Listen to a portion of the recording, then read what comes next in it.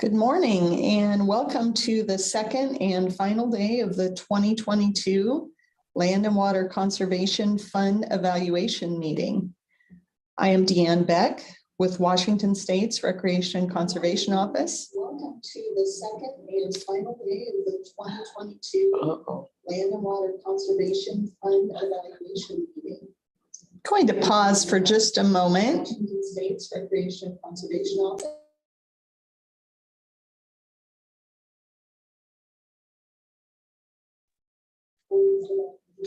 I muted everybody. Pause for just a moment.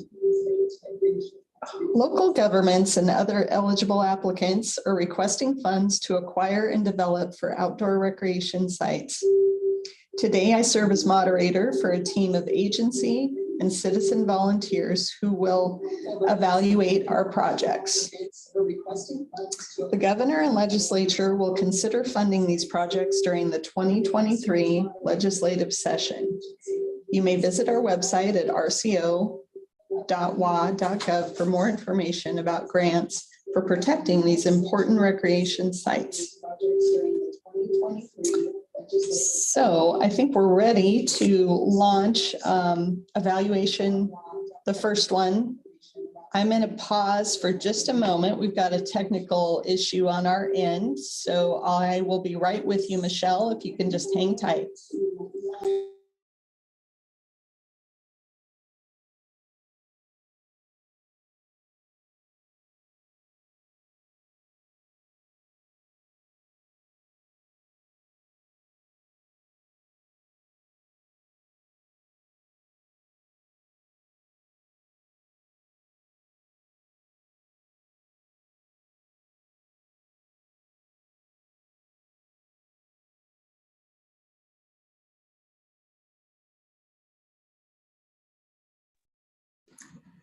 Okay, thank you so much, everyone, for being here.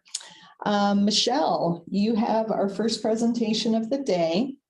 I'm going to pull up your PowerPoint.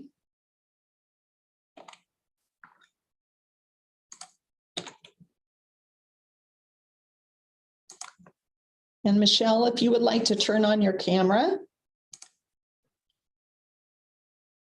and your audio.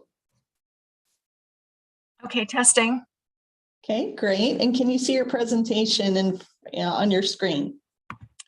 I can see my presentation. Okay, I'm going to pass you control of the mouse. I'll turn off my camera and then I will get you started. You have 12 minutes.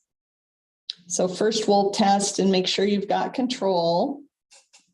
Okay, you should be able to just click on your PowerPoint a couple times and then use your arrows to move back and forth. Okay, and you have 12 minutes. So whenever you're ready, you may begin. Okay. Hi, everybody. I'm joined today with our grants coordinator, Mo Hacht, and our project manager, Jay Rude, unfortunately was not able to join us today. He is not feeling well. So today we're talking about a project that got put on hold in 2020 due to COVID. And since then, we've received an outpouring of requests by leagues and families indicating very strong need for this project to renovate Soundview Playfield. The project is located in Northwest Seattle within the Seattle urban growth area. With easy access to I-5 and State Road 90 to connect to the region, Soundview Playfield is served by bus rapid transit, this red line, one paved sidewalk away. And that connects to the whole region, including Sound Transit with frequent bus service. The project will renovate the central portion of a lower playfield within Soundview Park. To the east is a playground, wading pool, tennis courts, and to the west is a better functioning newer field. There are 87 stalls of parking and to the northeast and south, and there's a lot of ample street parking and a functional restroom. This is a well-loved park But the leagues who play here are frustrated by the conditions that reduce playability and safety. There's poor drainage, but no wetlands or streams, and old, narrow dugouts. There's frequent flooding of the pathways. And as you can see here, the first baseline is often closing the field during rainy season. The pathways are not ADA compliant, but there are several beautiful, exceptional trees, and these were community favorites, and so they'll be preserved. The Soundview Playfield renovation project will renovate the existing park, shown on the left, to a new design that will increase playability, predictability, and use. Through the support of this grant, we're looking to build a multi-sport, all-season synthetic turf field with lighting to address local demands, community feedback, and the needs of all of Seattle. We'll next turn to outlining the need. Within 2-mile service area of Soundview Playfield, there is one lighted artificial turf playfield, and that's Loyal Heights. And that helps meet the demand for year-round athletics. However, it's important to note these diagrams to the right because there are no fields north of Northwest 85th Street because the land was annexed from King County in the 1950s, and there was no open space set aside in this area for economic reasons. So there's only 3 artificial turf lighted playfields in all of North Seattle. And since there are not enough fields available, parents are driving their youth across town within the system to other areas of play. And I know of one family in this neighborhood who drove to the Central District to use Garfield Playfield, and they saw a lot of their neighbors there doing the same thing. Since that was the only field available for scheduling, the kids from that neighborhood couldn't go on the field and play, and some came to the park and kicked soccer balls along the sidelines. But if we're able to receive generous RCO support for this project, we would be able to better meet the needs and increase capacity for the whole system. The lack of all-season playfields in this area is compounded by new growth, and this region is growing, as shown from the darkening of this chart showing increased density. There's 140,000 people that live within a 2-mile radius, and 24% of this population is under the age of 18. This slide shows the popularity of soccer, especially, which supports Seattle hosting the World Cup. And there was a recent study that shows the difficulty of scheduling fields and field time, since we have many more requests than fields are available. Also increasing in popularity is Ultimate Frisbee. As we saw earlier, there are 2 fields at Soundview Playfield. We'll renovate the older central ones, which are only receiving about 600 hours of scheduled time.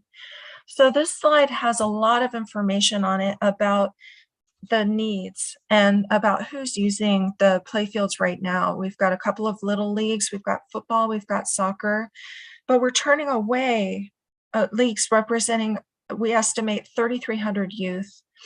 And there's a high demand for youth soccer who can't accommodate all of their players in this area. And there's many other demands listed here. And based on this need, the city named Soundview Playfield as a priority project in the open space plan. So we realize that Soundview Playfield is located in a relatively affluent community. So the census tract indicates that it does not meet the measures of underserved population and health. So why should we invest here? Well, it's really because in this built-out urban environment, there are no other large, flat, open spaces to develop a new facility. And Soundview wasn't historically developed because it was a golf course. So we have the flat space here to contribute to the whole system. But within 2-mile service area, there are lower income disadvantaged populations with higher rates of obesity and diabetes, and that's indicated in the brown within 2 miles away from the site. And also the purple indicates that this area is in an urban village, which means that it's developed and will continue to grow with medium density housing and mixed use zoning, where people will live in apartments and really be able to walk to play sports in this area. So to meet the need, this project will provide football, baseball, softball, little league, soccer, and it will also add markings for lacrosse and ultimate frisbee. It'll provide a looped walkway for exercise. And this diagram shows that by adding lighting, we'll be able to increase the hours of play, January through December into the evening, especially with shorter days in this area. And in pictures, this is what the project will provide.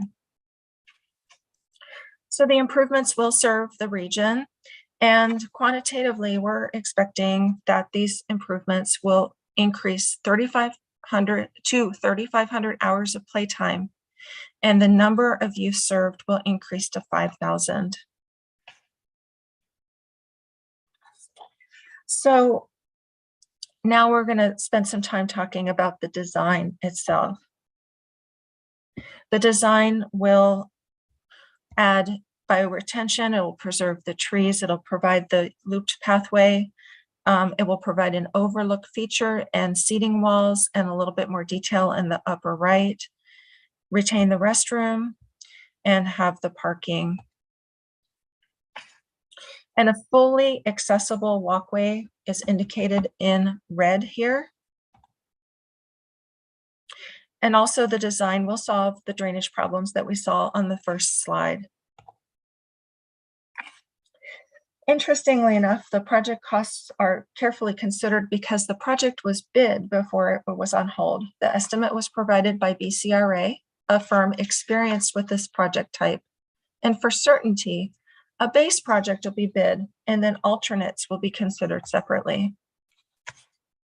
So next we'll turn to the discussion of sustainability. By retaining these 35 trees, we expect that 3,600 pounds of carbon will be stored every year. And green stormwater infrastructure will help manage increased rain events. Social factors. We're close to bus rapid transit. We'll promote walking and biking. But another important issue is that many studies have shown the benefits of team sports. They'll increase competence, character, confidence, emotional stability, reduce obesity, and increase health. So providing this opportunity for the region is very beneficial. Economic factors include reduced water use from changing from natural grass to artificial turf, reduced water use from planting native drought-tolerant plantings, recycling materials using sustainable cork on the field, and investing in community participation and youth, bringing economic benefit overall with the training received. Initially, this project reached 175 people, and we're staying connected with these groups. They reach out to us because of the demand for this field. So we're staying connected. We'll do additional outreach since the project was on hold. And we're keeping updates through the website and mailings. When the project was first initiated, we surveyed the community, and we found out, for one thing, that the trees were very well loved. And so we altered the design, came up with a couple of concepts, had people vote, and we decided to retain those beautiful large trees. These are some of the organizations that have contributed to supporting this project, and they provided letters of support for this grant. And they have told us what's needed, and we've responded with this design. So we're committed to this project, and we're leveraging multiple public grants, And we believe that the project will be shovel ready in November 2024. And we're also committed to the long-term maintenance of this project in the form of resources, equipment, staff, budgetary allocation, maintenance laborers, ground crews, specialty trade crews. And in addition, long-term cost efficiency of this project includes close alignment with the SPR volunteer program for community involvement, ownership, and hands-on volunteerism. So that concludes our presentation, and we'd like to thank you for the opportunity, and we welcome your follow-up questions and feedback. Thank you, Michelle. I'm going to take control of the mouse back. I think I have it. There we go. So any questions for Michelle?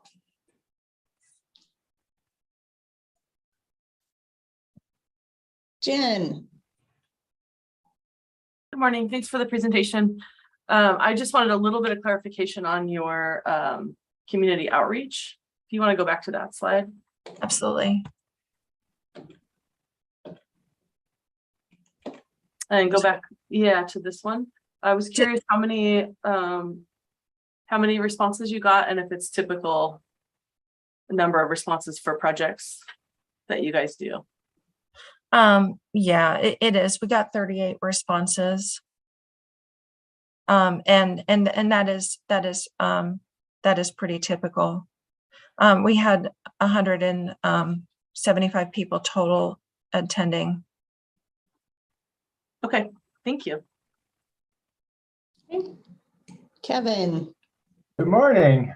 Morning. Hey, could you go to slide 27, please? Yes. Oh, this one. Okay, sure. Yes, it seems like there's a discrepancy between what's on this slide and what's shown in PRISM in terms of the amount of direct Seattle investment. And I was just wondering, I'm guessing that this is correct and not what's in PRISM. Is that? Oh boy. Goodness. Let me see if we have a second. I don't have PRISM open right now. I think we went back and forth. Let's see. I don't know. Yeah, Michelle, I can jump in. So what I see in PRISM is RCO request. You're requesting 500,000 WWRP, 350,000 in YF, and then providing 1,150,000 in match. So for a project total of 4 million. So it looks like we're showing a higher number here on your slide. My apologies. That that is an oversight. The PRISM data is correct.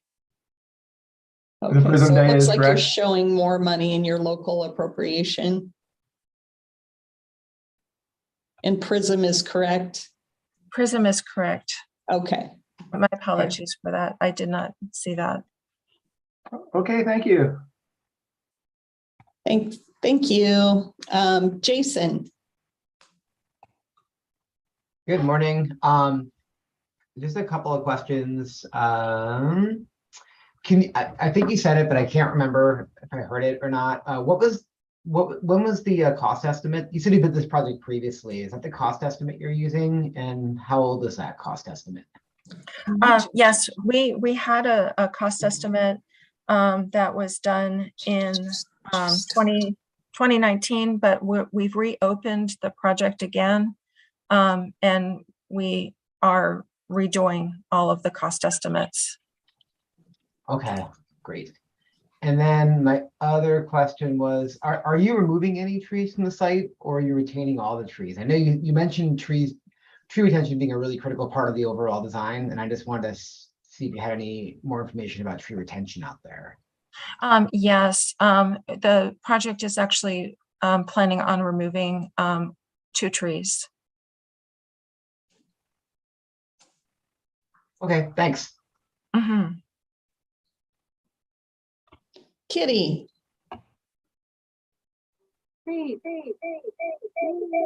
Thanks.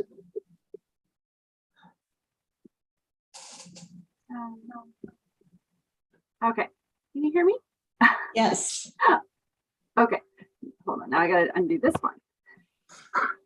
Okay, should have done that before we started. Thank you, good morning. Thank you, Michelle. I've got a question for you on, and again, this isn't necessarily related to criteria, but I'm actually just more curious, knowing how busy these play fields are. If you anticipate just a sense of, I know many of the play fields can be scheduled all the time and therefore used for organized sports all the time. I don't know if you have any information if the city anticipates that, right? Or if it's already scheduled all the time and redevelopment will just continue to have it be scheduled all the time. Just curious about the general use of that field and how turning it into a turf field, if it will then become part of really, the city's short list of go-to turf fields for organized sports versus, say, more free play from the community. You have any insight into that? Just use patterns? That's a really interesting point, because there has been discussion about the need for keeping some of these fields open during certain hours for free drop-in play. And that is being studied right now. The trend recently has been to schedule these fields pretty much continually and all the way into the evening. So that's definitely front on radar in conversation, this need for more available time, say maybe a couple of hours at, every other day or something like that, where people could come in. To the best of my knowledge, we have not moved in that direction. It's possible, I believe Mo is with us in this call, and he might have more information on this topic. It has been discussed. I think we've been looking at this from a racial equity lens, and in some neighborhoods, I don't know what we would do at this particular field, but certainly in some neighborhoods, we've actually been publishing that the field is open for anybody's use and not renting it out for certain periods of times, like Michelle is describing. I don't know which fields that includes offhand. I'd have to talk with our field scheduling unit, but that has definitely been something that we've been exploring and leaning into to really try to make sure that these fields not only serve league play, but also really serve the community, right? So it's not just pushing the community out. I mean, the other thing I would add is this is a fairly large park. There's a lot of green space around, even if we do remodel the field. So, I live in the neighborhood. I know the field pretty well. I do believe that there's still a lot of space for the community to actively just have free play in the park, even if a large part of it's booked out for leagues and stuff like that. So. Great, thanks. It was helpful to see kind of the bigger context of the full park as well, and what specifically this will be developing. So thank you very much. Oh yeah. Okay. Well, there are no other questions. Thank you, Michelle, for your time and your presentation. Thank you. And we'll be back in touch in a week or two after the ranked results are in. Thank you very much. So next we have City of Fife, and I have Marta on my list as presenting. Marta, are you with us this morning? Yep, I'm here. Great. Okay, I'm going to open your presentation.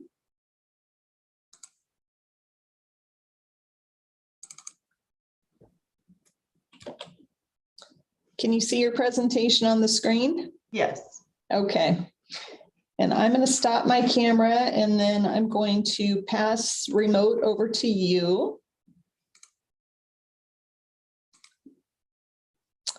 You should have control. So if you click on it a couple times and use the arrow keys to advance and reverse the slides. Okay. And you have 12 minutes, so you may begin whenever you're ready. All right. Good morning, everyone, and thank you for the opportunity to present the Wedge Park Revitalization Project. My name is Marta Lucius, and I'm the Assistant Parks, Recreation, and Aquatics Director for the City of Fife. Fife is currently seeking $418,822 in RCO funding to leverage $418,822 in local public cash match to revitalize Wedge Park. Fife is in Pierce County and has a population of 10,999 residents based off of the 2020 US Census, and is unique because we are a small city wedged directly between Tacoma and Federal Way. Fife's larger parks, such as Brookville Gardens Park and DACA Park, serve residents of the larger region, so our most heavily used neighborhood parks like Wedge Park serve all of Fife. This map shows all current parks within the Fife city limits. Our existing outdoor recreation facilities include 54.3 acres of developed community and neighborhood parks and nearly 100 acres of undeveloped parkland and open space. As you can see from the map on your screen, Wedge Park is located within a 5-mile walk of Columbia Junior High and within a 10-minute walk of 895 apartment units serving approximately 1,880 apartment dwellers. The number of residents for each apartment complex is listed after the apartment name in the picture above. This park is highly utilized by Fife's large Samoan and Pacific Islander communities. Although the park comes in at just under 2.5 acres, from dawn until dusk, the park is busy with families playing in the play area or having a picnic near the gazebo. The basketball court has games of pickup basketball going on at all hours of the day, despite the basketball court being only a half court. Due to its location within the walking distance of a few apartment complexes and as a cut-through park utilized for students walking to Columbia Junior High, Wedge Park is definitely highly utilized. There is a need in Fife for new and improved facilities. The revitalization of Wedge Park, which is highly utilized by apartment dwellers, is very needed. The current play structure routinely has portions closed off due to failing parts that need to be replaced. The current gazebo is too small for the park's current use and is in disrepair. The basketball court, which is only a half court, is our most utilized basketball court in the entire city. The addition of a permanent restroom facility was also highly requested in our recent pros plan survey. The demographics in Fife are changing as the average age of residents continues to fall to its current age of 31.6 years old. The need for more family-friendly recreational activities increases. In Fife, there has been a big push for more recreation conveniences such as permanent restroom facilities, improved play structures, covered picnic areas, and increased accessibility as more and more families use the parks. This project was called out in the 2022 PROS plan, which was adopted by our City Council on February 22nd of 2022. Additionally, 87% of PROS survey respondents wanted to see additional or improved playgrounds. Although this project doesn't specifically add additional trail options, future plans do include a trail connection. These photos show the existing conditions of Wedge Park. The play structure on the left, which was installed in 2005, has a number of safety issues that we have worked to address over the last few years. Unfortunately, the play structure company, Iron Mountain Forge, went out of business a number of years ago, and replacement parts became hard to come by. We worked with a number of other playground manufacturers to install replacement parts, but with the amount of use the playground gets, we constantly have portions of the playground boarded off. The gazebo, which was originally built as a small park attraction, has become a focal point for this park.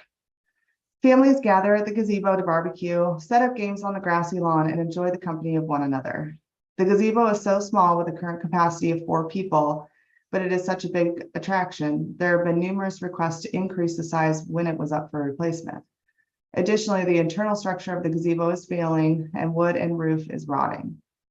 The planned restorations would quadruple the size of the gazebo. The temporary restroom facility is overused and in need of an upgrade. Adding a permanent restroom was a top community request. The next 2 slides contain information obtained from the grant applicant data tool on their RCO website. All information is specific to the census tract above outlined in blue, in which Wedge Park is located. In Fife, there are 2,291 renter occupied units out of a total of 4,459 units. There are also 2 bus stops located within a 2-mile walk of Wedge Park. On your screen, you will see some data related to demographic measures for underserved populations, as well as opportunities for health improvements. Fife is on par with the state average when it comes to income and BMI, and falls below the state average for the disabled population. The 2 areas that really stand out in terms of Fife are persons of color, where Fife nearly doubles the Washington state average for persons of color, coming in at 62% of the population, compared to the state average of 33%. And mortality rate. Fife's mortality rate of 742 per 100,000 people comes in significantly higher than the statewide average of 675, showing the need for additional recreational activities. The residents of 895 apartment units rely on Wedge Park for family gatherings, recreation, exercise, and access to nature. Currently, there are 895 apartment units located within a 10-mile or 10-minute walking distance of Wedge Park, with approximately 1,880 people residing in those units. With 57% of Fife's population being renters and 1 out of 5 people in the city utilizing a mode of transportation other than a vehicle, this park plays a vital role in the daily lives of those residents. Wedge Park allows these residents the opportunity to seek physical exercise, connect with nature, and build community with one another right in their own backyard, so to speak. The gazebo also allows for people to gather together for a variety of reasons, including celebration, sport, and socialization. The play structure, which will include 3 different play areas geared towards ages 2 to 5 and 6 to 12, as well as the basketball court, allow children and adults alike in the community an outlet to play and remain active. As you can see from the aerial view, the orange border represents the outline of the park. The yellow line to the south shows a future trail connection to the 58th Avenue East and to DACA Park, where Columbia Junior High is located. Topography in this area is flat and soil conditions are fertile and well draining. Wapato Creek runs under the existing bridge that formerly provided farm access and right alongside of our future trail connection. Currently, access to the park is off of Valley Avenue East to the parking lot. In the future, once the trail from 58th Avenue East is finished, pedestrians could enter from Columbia Junior High, located at DACA Park, and off of 58th Avenue. All current walking paths are paved and at least 6 feet wide. Park benches, tables, and trash receptacles were all recently updated to be ADA compliant. All upgrades to the restroom, playground, and gazebo will meet current ADA standards. Permits required for this project include a building permit and a clear and grade permit. The restroom will be prefabricated with materials which meet ADA standards and building code. The playground will be updated, the basketball court resurfaced, and the gazebo replaced. As you can see on the sample pictures on your screen, our intent would be to resurface the half-court basketball court and would work with the Public Arts Commission to commission the painting of a mural on the resurfaced court.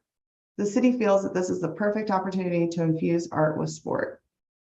The Art Commission has an established maintenance plan for each art piece in the city to ensure that all artwork that is commissioned is well maintained. The yellow line here represents a future trail connection. All the land needed for this connection is currently owned by the city of Fife. There is already a warm path in the ground where people are connecting from Wedge Park to DACA Park and on to Columbia Junior High. In addition to this, the trail will be upgraded to a paved trail to better connect park users and residents to both parks and the junior high. Although the trail connection is not part of the specific project, the warm path and linkage to DACA Park and the junior high show how important it is to revitalize this well-used park and make these needed improvements. On the environmental side of things, improvements including adding native vegetation and remove some of the invasive species that have started to take over. Some of the plants that we plan to include as part of this revitalization project include salal, red flowering currant, and ocean spray.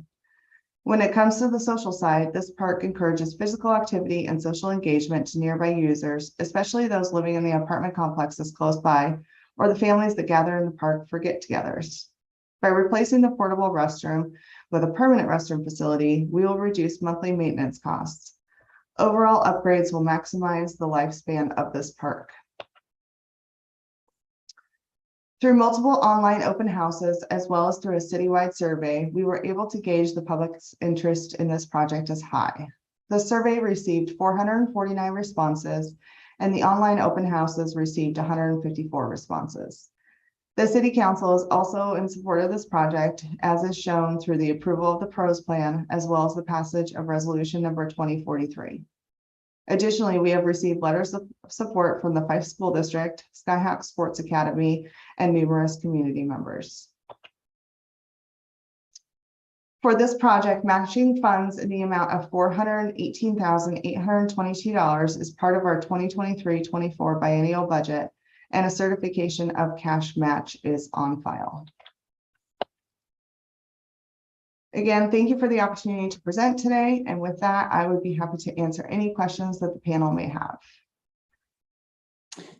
Thank you for your presentation, Marta. I'm going to go ahead and take control of the mouse back, and we'll open it up to questions. Okay. I think I have it. Jason, you have a question? Hey, thanks for the presentation. Real basic question. Are you planning to install any bike racks or bike facilities at the park, since especially with the trail connection and you know that component of the project? Yes, we actually just received an order of bike racks about 2 weeks ago that we had ordered for all of our parks. So that is something that we will be installing out at this park. Great, thanks. Any other questions for Marta?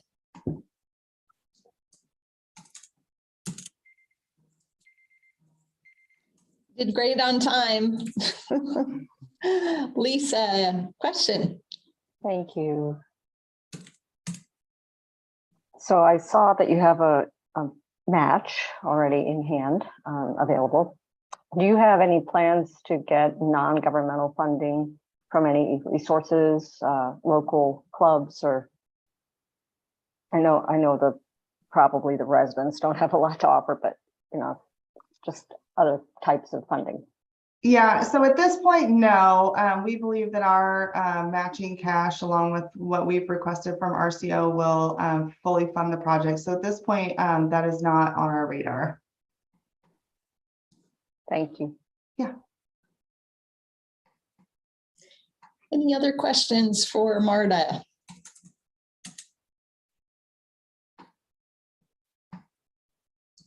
Okay, hearing none. Thank you for your presentation, Marta, and we'll be in touch in a week or two after the ranked results are in. All right, thank you so much.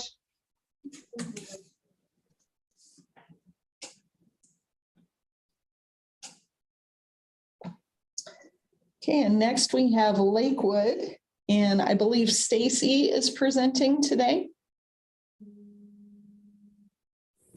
Hi, yes, I'm Stacy Redding with the City of Lakewood. I work under Mary, and I'm stepping in for her today to present on our project. Thank you. Thanks for being here, Stacy. I'm going to go ahead and open your presentation.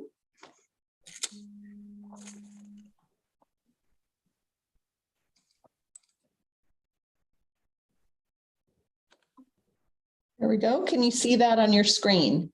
Looks great. Okay. And Stacy, I'm having a little bit of trouble hearing you. Can you hear me now? That's a little better. Okay, I'm going to give you control of the mouse. I'll turn off my camera and then we'll make sure you can move around.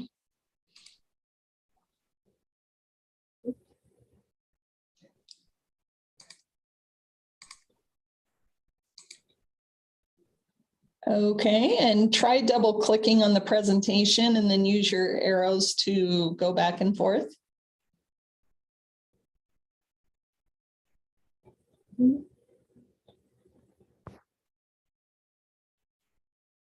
you give her control? I think I did. Double clicked and I'm clicking, but I know there's a little bit of a delay. Stop that one. Yeah. Weird. There we go. Okay, try again. Perfect. I got a little alert this time here. Okay.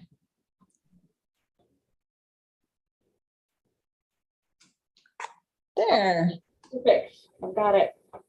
Oh, okay. And Stacy, before you begin, we have a question from one of our committee members, Mark. Yeah, just on the audio, she should lean in or speak loudly because it's hard to hear. Okay, thanks.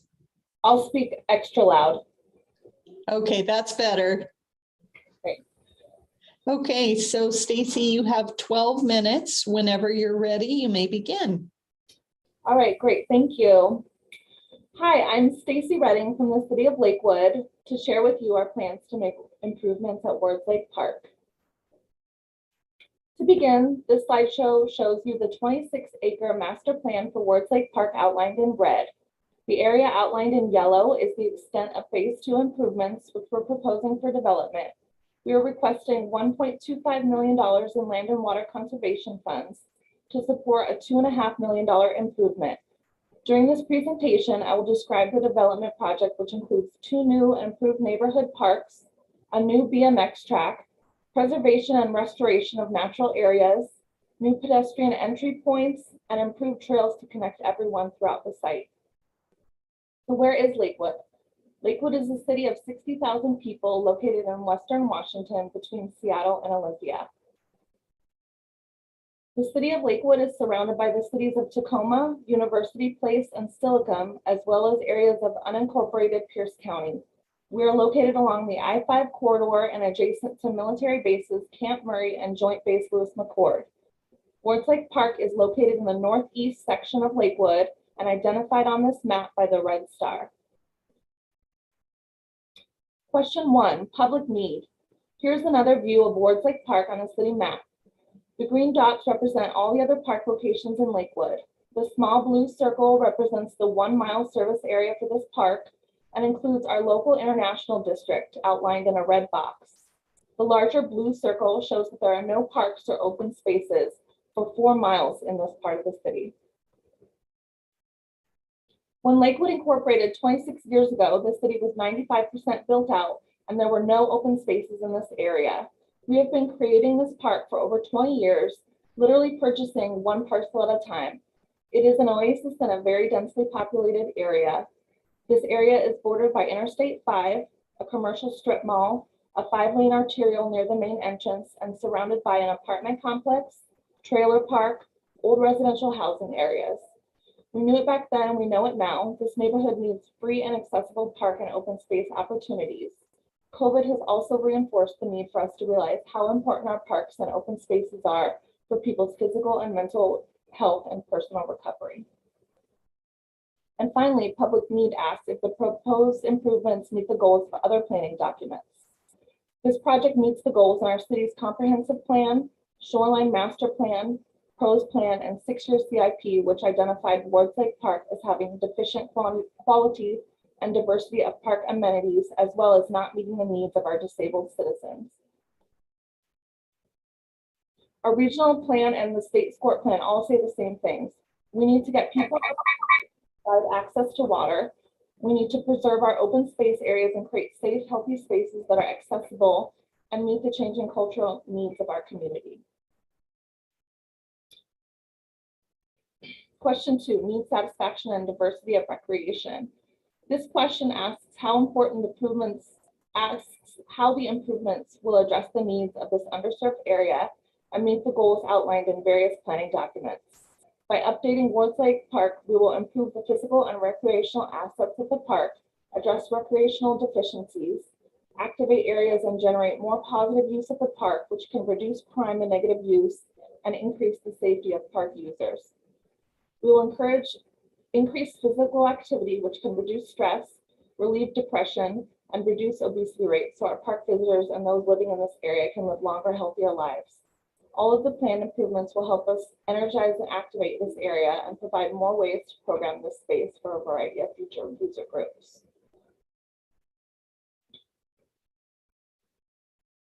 So who lives near this park? We are a city of over 60,000 people with about 5,000 people living in this neighborhood. It is one of the most diverse communities in Lakewood with over 67% of the population persons of color. The neighborhood faces significant social, economic, and environmental challenges. Compared to state averages, this area has a significantly lower median income and twice as many people with disabilities. A current study by Tacoma Pierce County Health Department said that based on poverty levels in this area, people living here could live 10 to 20 years less than higher income areas.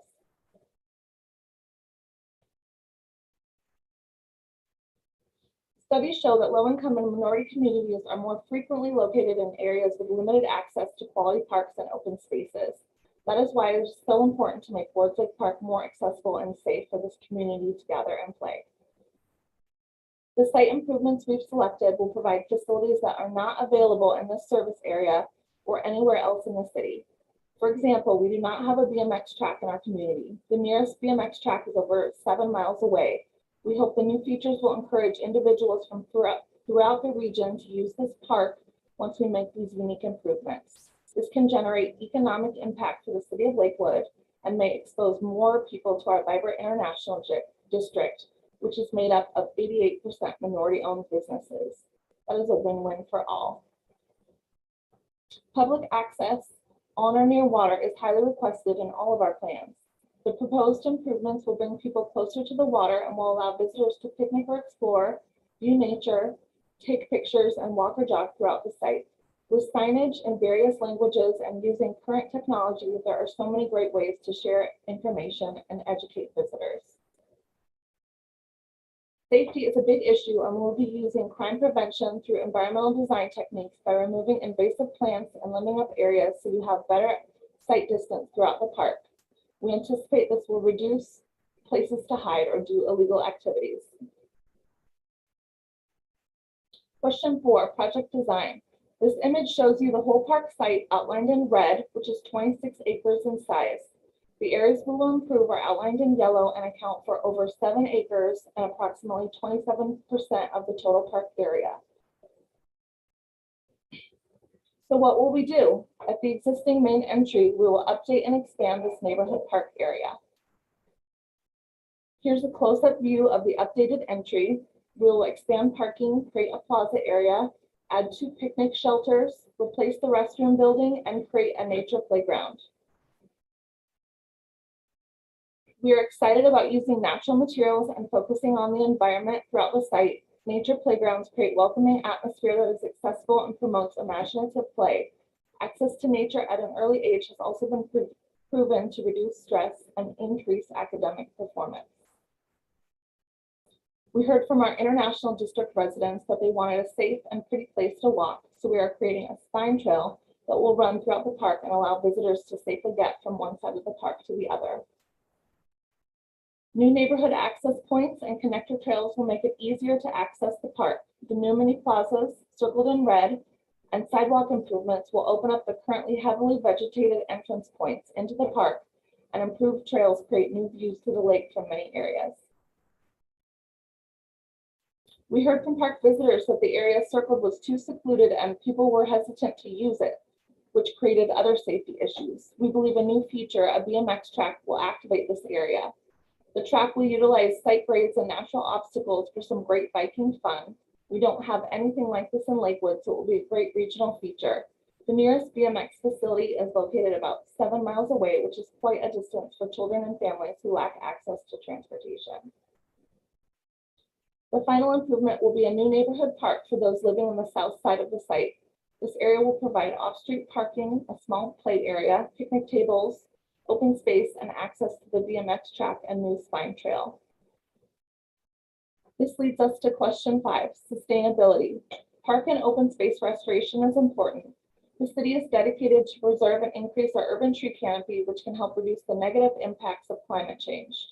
Preserving and protecting this forested area will reduce urban heat island effect and promote healthy air quality. There are 3 biomes at this site: forested lands, oak prairies, and of course wetlands. A conifer forest provides recreational opportunities, and the trees produce oxygen, reduce carbon, act as natural air conditioners. Oak prairies have been dramatically reduced in the Pacific Northwest, and Gary oaks are sacred in Lakewood. These oaks provide vital habitat for wildlife, including many priority and endangered species. We will preserve the existing oak prairie, add habitat that will increase pollinator insects, migratory birds, and other wildlife. Wards Lake is a 6-acre freshwater wetland. In addition to providing important habitat for birds, fish, and amphibians, wetlands improve water quality, provide stormwater and floodwater storage and conveyance. A local Audubon volunteer has also identified over 64 species of birds at this site. And finally, sustainability was at the top of mind when we designed the park and made improvements around existing natural areas, minimizing disturbance that humans have on environment and wildlife. We regularly host work parties to make ongoing site improvements, which create opportunities for social connections, environmental education, and good old-fashioned physical activity. Which is a good segue to question 6, community support. We were fortunate that at the same time we were developing the Wards Lake Master Plan, we were also working on our PROS Plan update. The city spent over a year engaging community members throughout open houses, focus groups, stakeholder meetings, surveys, and pop-up events. For Wards Lake project, we had an on-site open house, conducted a bird walk, and hosted a pop-up event at an Asian market in the International District. An interpreter helped open communication and ensure all feedback was captured. In total, the city's engagement efforts resulted in over 1,300 unique comments from 937 community members. Here are the logos of our agency partners and supporters. Their letters are posted in Prism and each share a different reason why they believe this is an important project. Also included is the cover of our legacy plan, which I just referenced, that generated a lot of community interest and support in improving this park. Question 9, cost efficiencies. The city of Lakewood has a culture of creativity, collaboration, and partnerships. Current cost savings and efficiencies include using consultants, studies, and surveys that were done for phase 1 to support our phase 2 work. This will help move the planning and permitting effort forward and allow us to get started faster. We know the longer we wait, the more expensive these projects get. We have secured agreements with Conservation Corps workers and WTA trail workers to do projects at this site, which will reduce project costs and expand resources and budget. We will coordinate community park work parties throughout the year to make ongoing site improvements. The city firmly believes that this project will be a phenomenal community catalyst, encourage neighborhood revitalization and social connections, foster economic development, create mobility, and empower low-income populations to make healthy choices. We hope you're as excited about this project as we are and will help us make this project a reality. Any questions? Thank you for your presentation, Stacy. I'm going to take control of the mouse back. Okay. I've got it back now. Oh, questions for Stacy?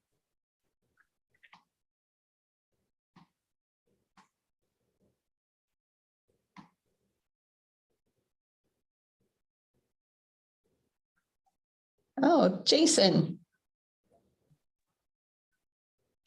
Hey, thanks for the presentation. Just a question of the trails and the BMX track. I'm curious, I'm thinking about design and community support and cost efficiencies and all that. Have you partnered at all or talked at all to other groups that help support trails like this, like Evergreen Mountain Bike, or groups like that as part of this process? And has that come up at all? It's just kind of clicking in my mind as I was listening to this. I know we have previous phase 1 communications reached out and had letters of support from Evergreen Bike Alliance. And the city has a history of partnerships with local nonprofits or community organizations that I anticipate. We definitely anticipate the opportunity to reach out, particularly for the BMX development, or like you said, the trail development, and reaching to other regional and city features, since this is right in the northeast corner and connects to the city of Tacoma and some other regional trail maps. Thank you. Mark. Yeah, I'm thinking about the surface of the BMX trail and weather over there with precip, and just what the surface of the trail will be like. I can think that certain times of the year it could get pretty messy if it was all native surface, and so I was wondering what the plans were for that. We're anticipating native surfacing, just natural dirt surfacing, just to minimize impact, as this is in a wetland buffer. Some areas will be in the buffer for the wetland area. I know we did hold at another park facility in December, I believe, a national biking competition, which I believe was in December. And there were over 10,000 participants and national recognition of that course and site at Fort Silicon Park. So I do think the opportunity is there, and we'll be conscientious of impacts to runoff and erosion, and hopefully partner with some great community organizations to help manage and maintain this facility. Thank you. Other questions for Stacy?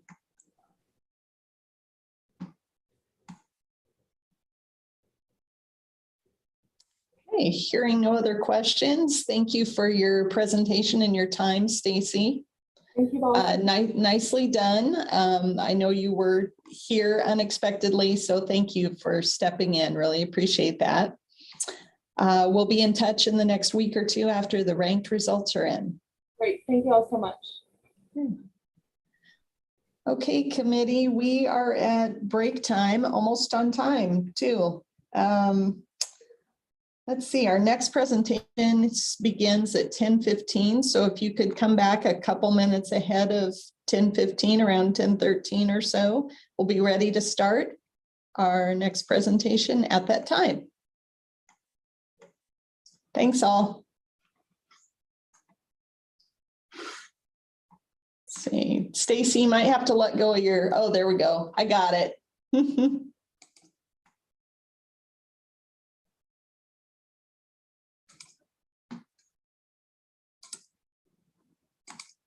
Oh, Stacy, I think you still have the mouse.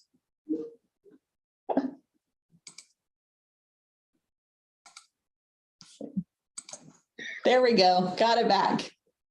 Thank you.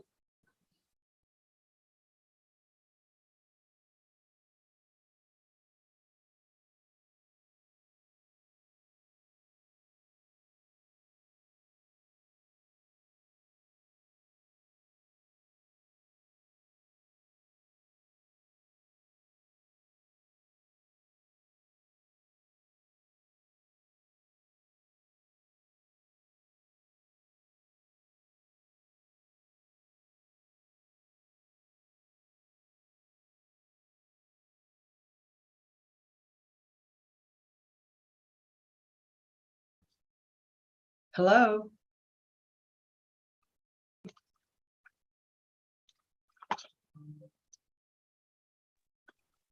Hi, Hello? Julie. Hello. We're just on a break here. We'll be back in a couple minutes. Oh, no problem. I was just doing a test. Oh, gotcha. Yeah, we'll be back at 10:15. See you then. All right.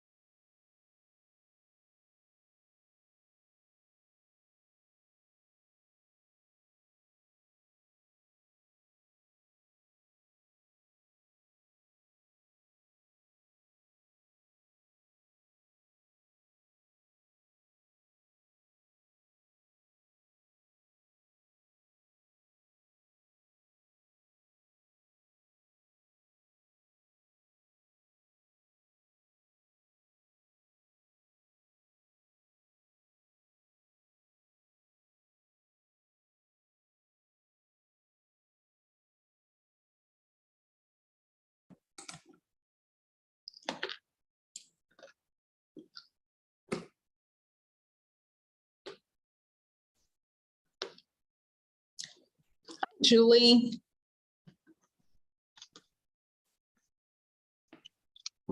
See. Yes. Hello. Hi. Hi. Are you able to turn on your camera this morning? I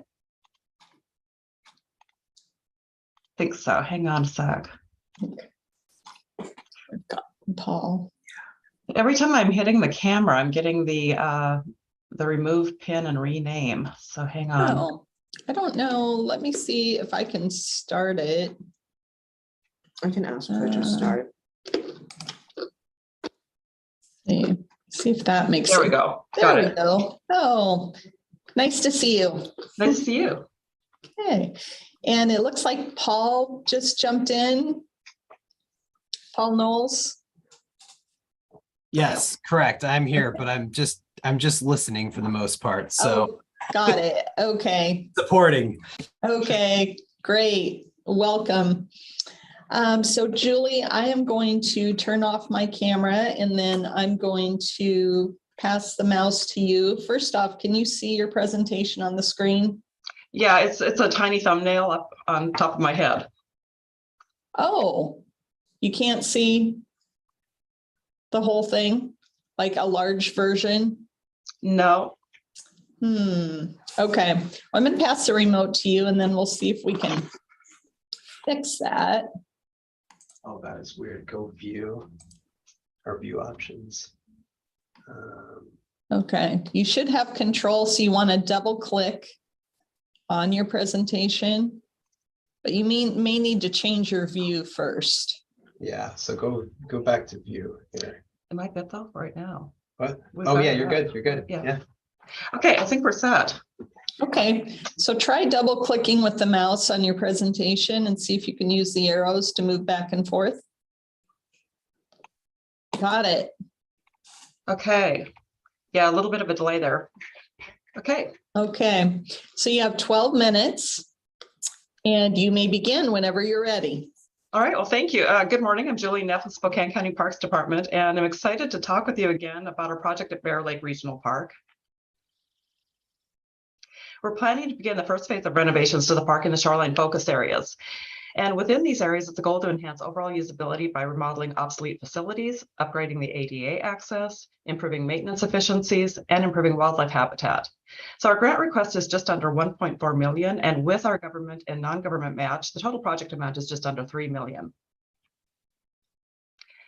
The park is located in Spokane County, about 15 miles north of the city of Spokane. It's immediately adjacent to Highway 2, which connects into the city of Spokane. Bear Lake is on the north half of the park. It's spring-fed and about 35 acres in size. The focus of this project are the shorelines on the east and the west sides of the lake, and these two areas are connected by a paved lake trail that circles the entire lake. The yellow highlighted beach areas are currently lined by gabion basket walls that were installed in the 1990s and are at their end of life. On the upper right is a picture of one of the gabions, or rock-filled wire baskets. And there's also human-caused erosion along several areas of shoreline. As a regional park, Bear Lake serves a wide area, including the Spokane metropolitan area and the more immediate residents of the city of Deer Park and the communities of Elk, Chattaroy, and Colbert. And we expect that use of Bear Lake will continue to increase when this last section of US 395, and that's this area down here, is completed in 2029. And this is going to change things because this will be a 60-mile-an-hour limited access highway connecting to I-90, and it's generally expected to increase growth in North Spokane County. So while use levels are likely to increase in the future, the park already gets a lot of use. And here are the 2021 visitor levels. As you can see, the park is used year round, and peak use is 351 vehicles a day in June. Some of the activities that draw people to the shoreline are fishing and paddling. And one of the reasons that Bear Lake is special is because it's one of the only lakes in this region designated for youth, disabled, and senior fishing. There's one small pier there now, and the Department of Fish and Wildlife stocks trout to help provide a quality fishing experience for those individuals. The lake is also popular for paddling, but there's not a designated paddle launch, so most people just put in next to the fishing dock, and that area is getting eroded. Within a 10-mile radius, there are only 2 other lakes available for fishing and paddling, and both are further north of Spokane. They're up here, and that's Fan Lake and Aloka Lake, and I'll show you these lakes in the next 2 slides. Here's Fan Lake. There's a public boat launch, no fishing dock, and no ADA facilities. Aloka Lake has ADA parking, restroom facilities, and a public boat launch, but no fishing dock. Another feature that draws people to Bear Lake are the public swim beaches, and you can see that it's really popular on hot summer days. And a reason it's so popular is because Bear Lake is the only public lakefront swim beach in North Spokane County. But all of this love and use has taken a toll on the park, and here's some examples of that on the East Shore. Part of the beach and the gabion baskets are underwater. The photo on the right shows some of the erosion that's happening, and this particular photo is where people are launching kayaks and canoes because there's not a designated launch area. On the West Shore, the gabion baskets are also failing, and last summer a veteran in his wheelchair was fishing right here where this arrow is, and the edge gave way, and fortunately a friend was able to get him out of the water and no one was seriously hurt, but obviously that's not a situation that anyone wants to see repeated. The photo on the right shows an area with significant human-caused erosion, and the county's risk management department directed the Parks Department to remove the benches and put up temporary fencing along the West Shore. So this is the temporary fencing that was installed last summer as a safety measure. Another need is restroom facilities. As you've seen, the park gets a lot of use. The restrooms on the east side are operable, but on the west side, the restrooms are closed because it's no longer cost effective to pump out waste from a holding tank. So there's a SaniCan and a need for a septic system. The project is identified in Spokane County's 2020 Parks, Recreation and Open Space Plan, and it is in the 6-year capital improvement plan for 2023. So now I'd like to talk about the underserved populations near Bear Lake. This map shows census tract borders, and when we look at the median income levels within each of them, we can see that quite a few people are under the state average. And one of Spokane's cultural traditions in the summer is to go to the lake, and that's because we have about 76 lakes within an hour drive. And for some people, that means going to a cabin or a marina, and for others, especially those with low income, the free public lake access like we have at Bear Lake is really important. There's a high disabled population in the vicinity of the park, and thanks to some of Bear Lake's accessible features, staff has observed that this particular park has become very popular with community members who depend on wheelchairs and other devices that assist with mobility. Body mass index for ages 16 to 19, you can see that it's high in the surrounding area, and especially high in the nearby city of Deer Park. Mortality rates are also very high in the vicinity of the park, as well as along the existing and proposed automobile corridors into and through Spokane. So this project will improve ADA parking and access for all users to the paved lake trail that goes around the lake. And the lake trail is about 1.1 miles around, and it's one of the top attractions at Bear Lake. People of all ages and abilities use it for exercise, to be in nature, and to see wildlife. Now here's where the trail continues through the west side picnic area. And again, as part of this project, we'll add ADA parking and connections to the lake trail and connections to other features such as the children's play structure and the beach. The park has great potential for family outings and special gatherings, but in recent years, it hasn't been well used in that way because of the park's condition. So as part of this project, we'll improve the swimming facilities, install a much needed irrigation system, and install a septic system so we can reopen the restrooms on the west side. As mentioned earlier, Bear Lake has the only fishing pier in a 10-mile radius, and we'd like to further expand that opportunity from one undersized pier to 3 accessible fishing piers. We're proposing to create a designated non-motorized boat drop-off and paddle launch area to address the desire for paddling on Bear Lake. And viewing wildlife came up as a top activity in public outreach surveys, and we'll implement measures to protect and enhance habitat areas, including native plant restoration. So the shoreline design and phase 1 master plan for the park began last September, and we've included the public at key steps in the design process. We're now at 60% design. And what we learned during public outreach is that this park is highly valued, especially by people with mobility challenges because of its accessibility, the natural setting, and the opportunity to enjoy a variety of introductory outdoor recreation experiences. So in the next few slides, I'd like to show you how the design responds to what we learned. And first I'll show you the East Shore design and then the West Shore. So the highlights of the plan are to remove the gabion basket walls and create a sand beach instead. We'll provide ADA access along the north edge of the beach. We'll restore the eroding shoreline and upland areas along the trail. We'll remove the existing undersized fishing pier and install a new, larger, low-maintenance fishing pier further north.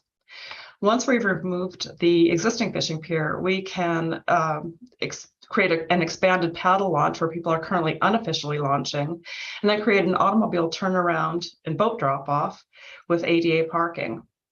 The existing fishing pier, which is located right here, will be removed and we'll install a new, or excuse me, the picnic shelter will be removed and a new picnic shelter will be built on the site of the caretaker's residence that was demolished in 2018. And that area has really nice views of the lake.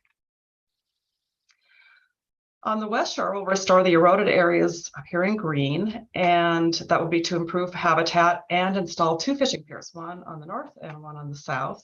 The gabion basket walls would become boulder and sand beaches. There's a swim dock included. Years ago, there were 2 swim docks here, and we'd like to put one back. We're also planning to install irrigation and a septic system on the west shore. So in the swim beach areas, we'll remove these gabion basket walls and create much better water access similar to the image below. And in addition to stairs, also include a walkway for ADA access. Okay, permitting.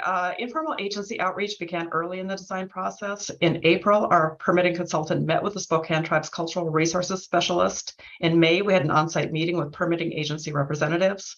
The habitat management plan was submitted in July. The cultural resources survey began in July and is on track to be completed in September.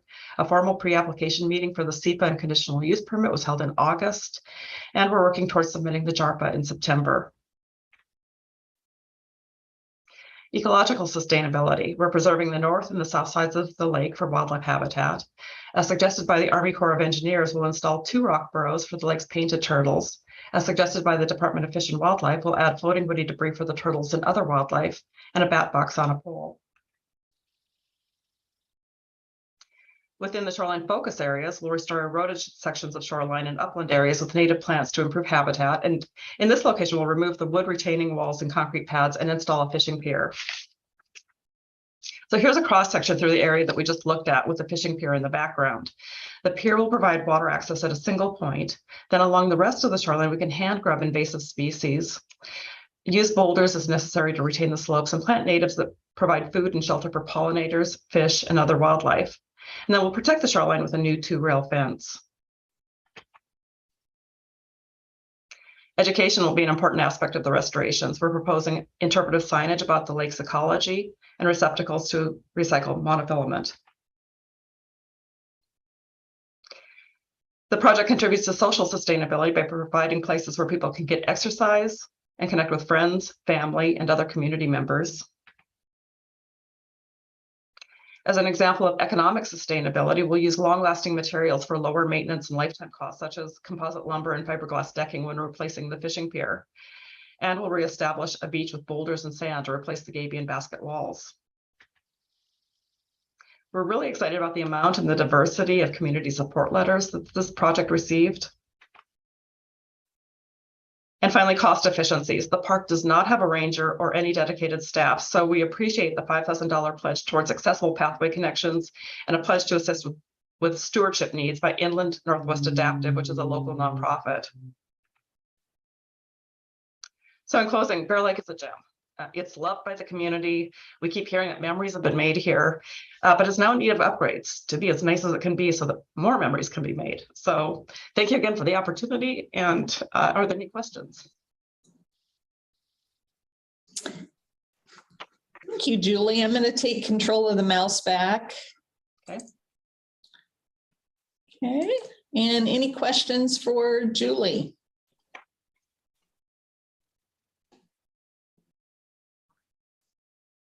Jason.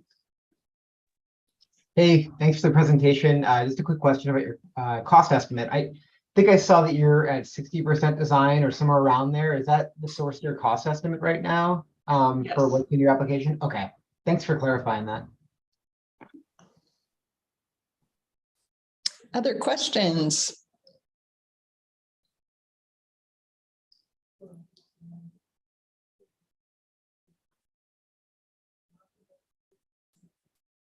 Okay, hearing no other questions for Spokane. Thank you for your time and presentation, Julie.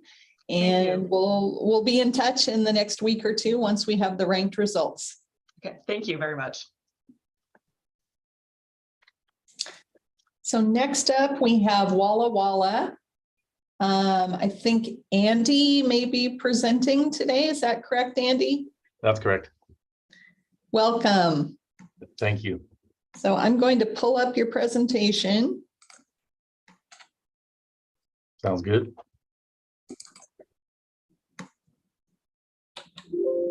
Okay, and then I'm going to turn off my camera and give you control of the mouse. We'll test it and make sure everything's working. You can see your presentation on screen. Yep. Okay, you should have the mouse, so just double click and try moving your arrows back and forth. Looks like it's working. Yes, it does. Okay, you have 12 minutes, so you may begin whenever you're ready. Okay, thank you very much. Andy Coleman, City of Walla Walla Parks and Recreation Director. And first off, I just want to say that you're going to see some updated concepts from what was submitted in Prism because our design firm has been able to come up with some concepts to further the initial concepts that were submitted in Prism. Here to talk to you about an exciting project, Pioneer Park Inclusive Playground. They'll have impacts throughout our region. To orientate you a little bit with Walla Walla, we're in the southeastern corner of the state in Walla Walla County. Our project location, you can see this red star here, where the project is generally in the central part of Walla Walla. And you can see on this map, this is a map of our parks and facilities. It's centrally located in the middle of our park system. Pioneer Park is our second largest park, as one of 3 community parks that exist in our system, as opposed to the rest of our parks, which are neighborhood parks. The goal of this project, as adopted by the Pioneer Park Playground Committee, is to create an engaging open space or open access space for children and adults of all abilities to gather together to build community through creative play, natural spaces, and learning by developing emotional, physical, and mental health. The project takes place at Pioneer Park, which is one of our most historic park, built in 1908, and it is very rich in history. Pioneer Park is considered a crown jewel of our park system. Given its size, quantity, and amenities, it serves as a park for the entire region. Unfortunately, the current playground has many deficiencies. It is 22 years old. You can see that we have our slides have cracked. We have some other components that have had issues. Yes, we've replaced some of them, but not all of them. Some of our components have had to be removed because we just can't find replacement parts anymore. So we're not maximizing the footprint of our play area any longer. The servicing is wood chips, which most know is not accessible to wheelchairs, and it is still a well-used playground, but it is not accessible to all. And with an updated playground, we certainly can increase use and better serve the community and the entire region. Speaking of the region, the facility will serve those within the entire county of Walla Walla. It'll have a larger impact than just those within the city of Walla Walla. It's being designed for all ages and will serve more than just the 13,000 youth that exist and live within the county. It's anticipated this facility will have over 300,000 visits annually.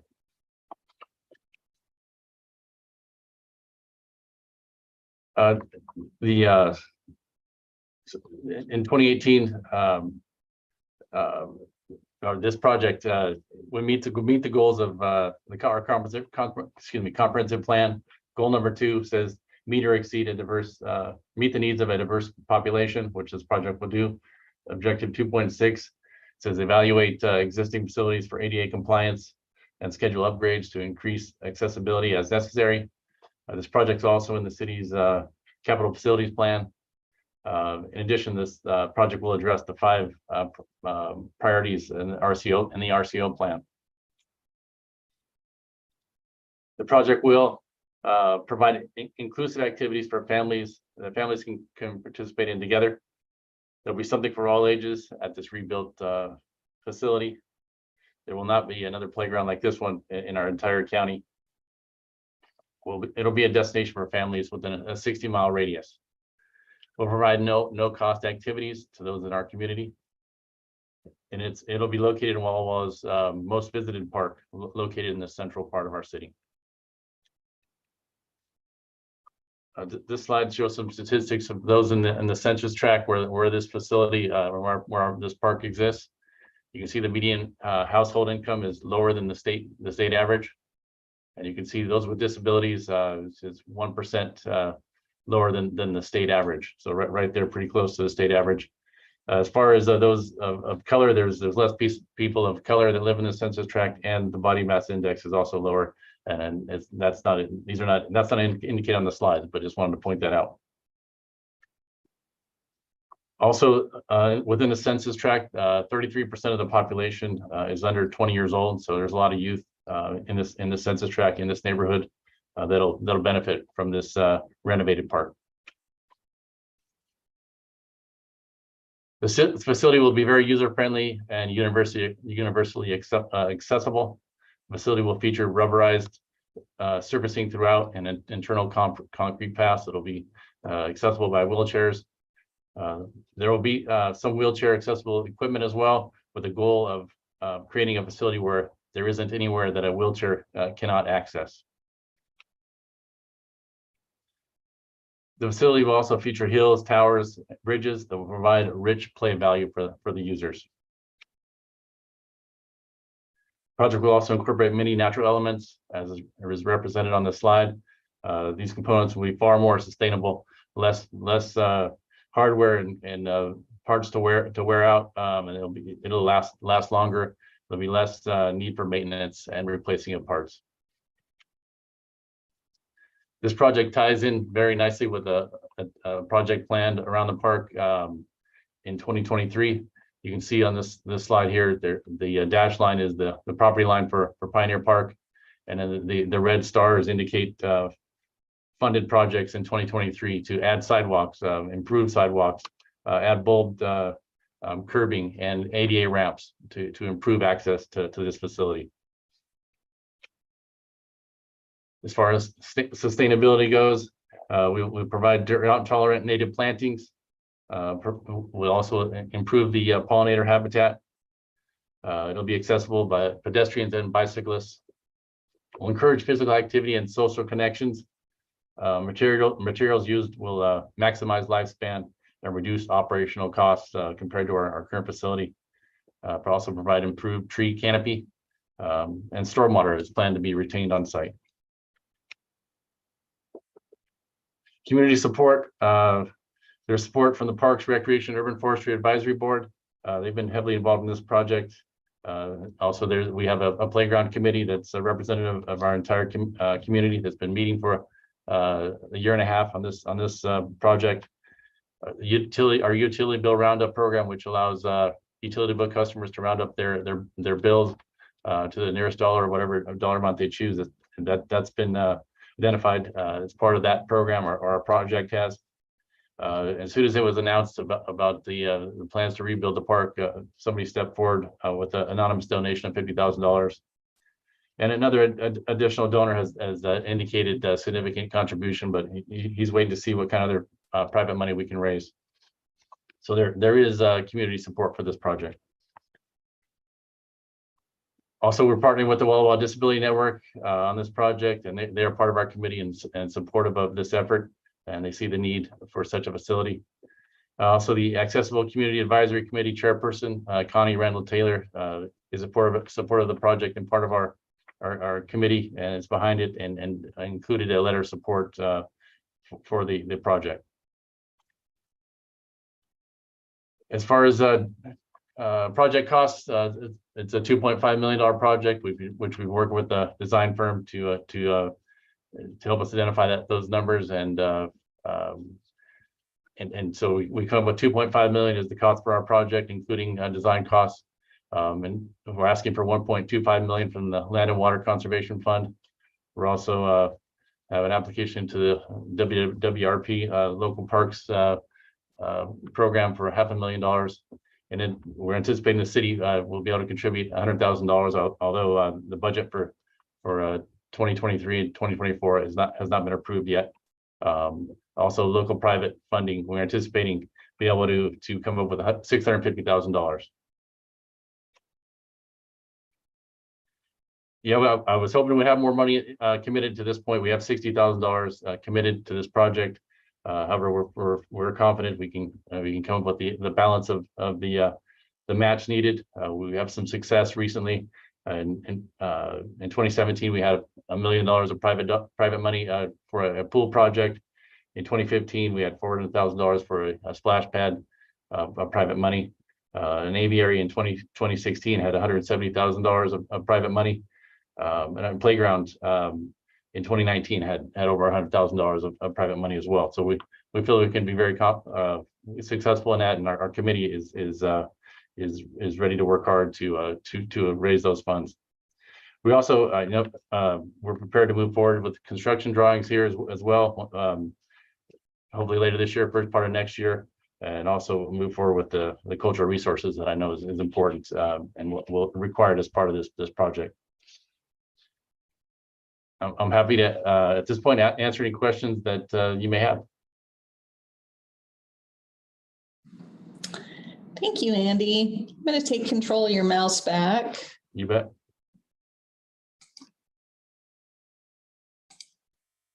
Okay. Any questions for Andy?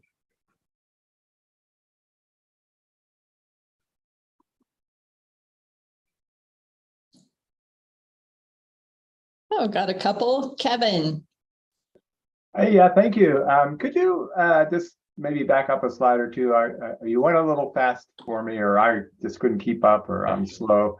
I went too fast. On the thing about the private funding, and you said sort of you had somebody who was lined up. That's an incredible amount of money for private funding. So kudos to that if that happens. But I was just a little uncertain about what you were saying about, well, you had somebody and they committed a certain amount, but they were waiting, and that whole thing was a little hard for me to keep up with there. Yeah, I understand why that question might come up. So we have someone that said he's willing to donate a significant amount of money, but he hasn't given us a dollar amount because he wants to see what else we can come up with as far as private dollars are concerned. So does that answer your question? Yeah, I mean, I was struck by, I think you maybe referenced this up front, the distinction between what was in PRISM that said that the entire 750 would be a local appropriation and this. So I guess that's what that reflects, is that your anticipation of this increased private funding, right? Correct. Okay, thank you. You're welcome. Jen. Hi, Andy. How you doing, Jen? Good, thanks. I just had a question. This isn't affecting my scoring. I just was curious if you've selected the playground equipment yet, or were the photos you used just examples? No, we haven't selected the exact playground equipment, but we're very close. I mean, like the zip lines and the swings. I mean, we know what we're gonna purchase there, but we haven't identified them 100% yet. Okay, so in particular, I'm curious about the photo on, I think it's like slide 18 or 19, maybe that one. Yep. Is that something you've selected? More of an example of what we want to have hills and some topography in our plan. So it's something similar to this. This isn't exactly what we're planning, but it's something very similar. Gotcha. Cool. Thanks. You bet. Any other questions for Andy?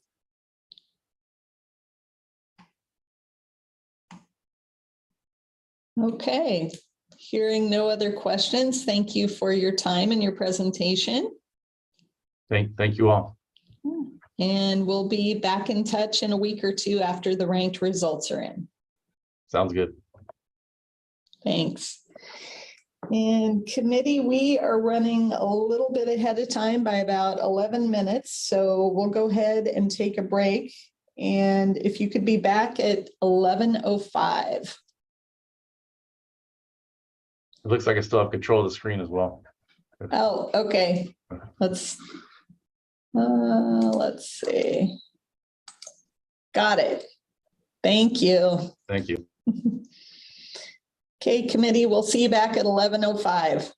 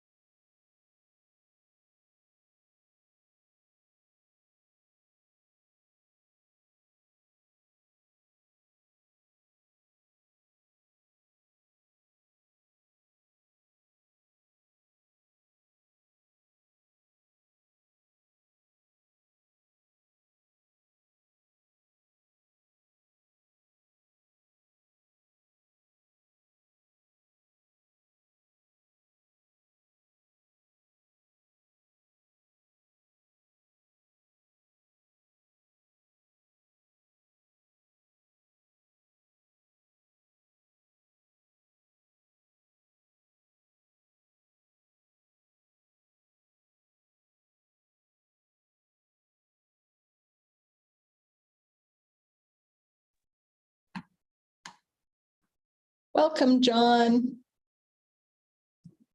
Thank you so much. How are you all? Doing well. Good. We're just coming back for a break, so I'm going to give folks a minute here. But in the meantime, can you see your presentation on the screen? I can see it on the screen. Yes. Okay, great. So I'm going to pass control to you. I'll stop my camera, pass control to you, and then we'll test and make sure you can move around. Want me to double click? Oh, Yes, now you may double click. okay. And then let's try my arrows. Yeah, that seems to be working. Okay.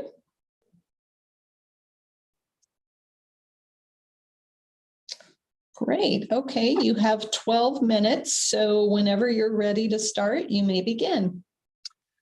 Everybody's here. All right. Well, then let's go for it.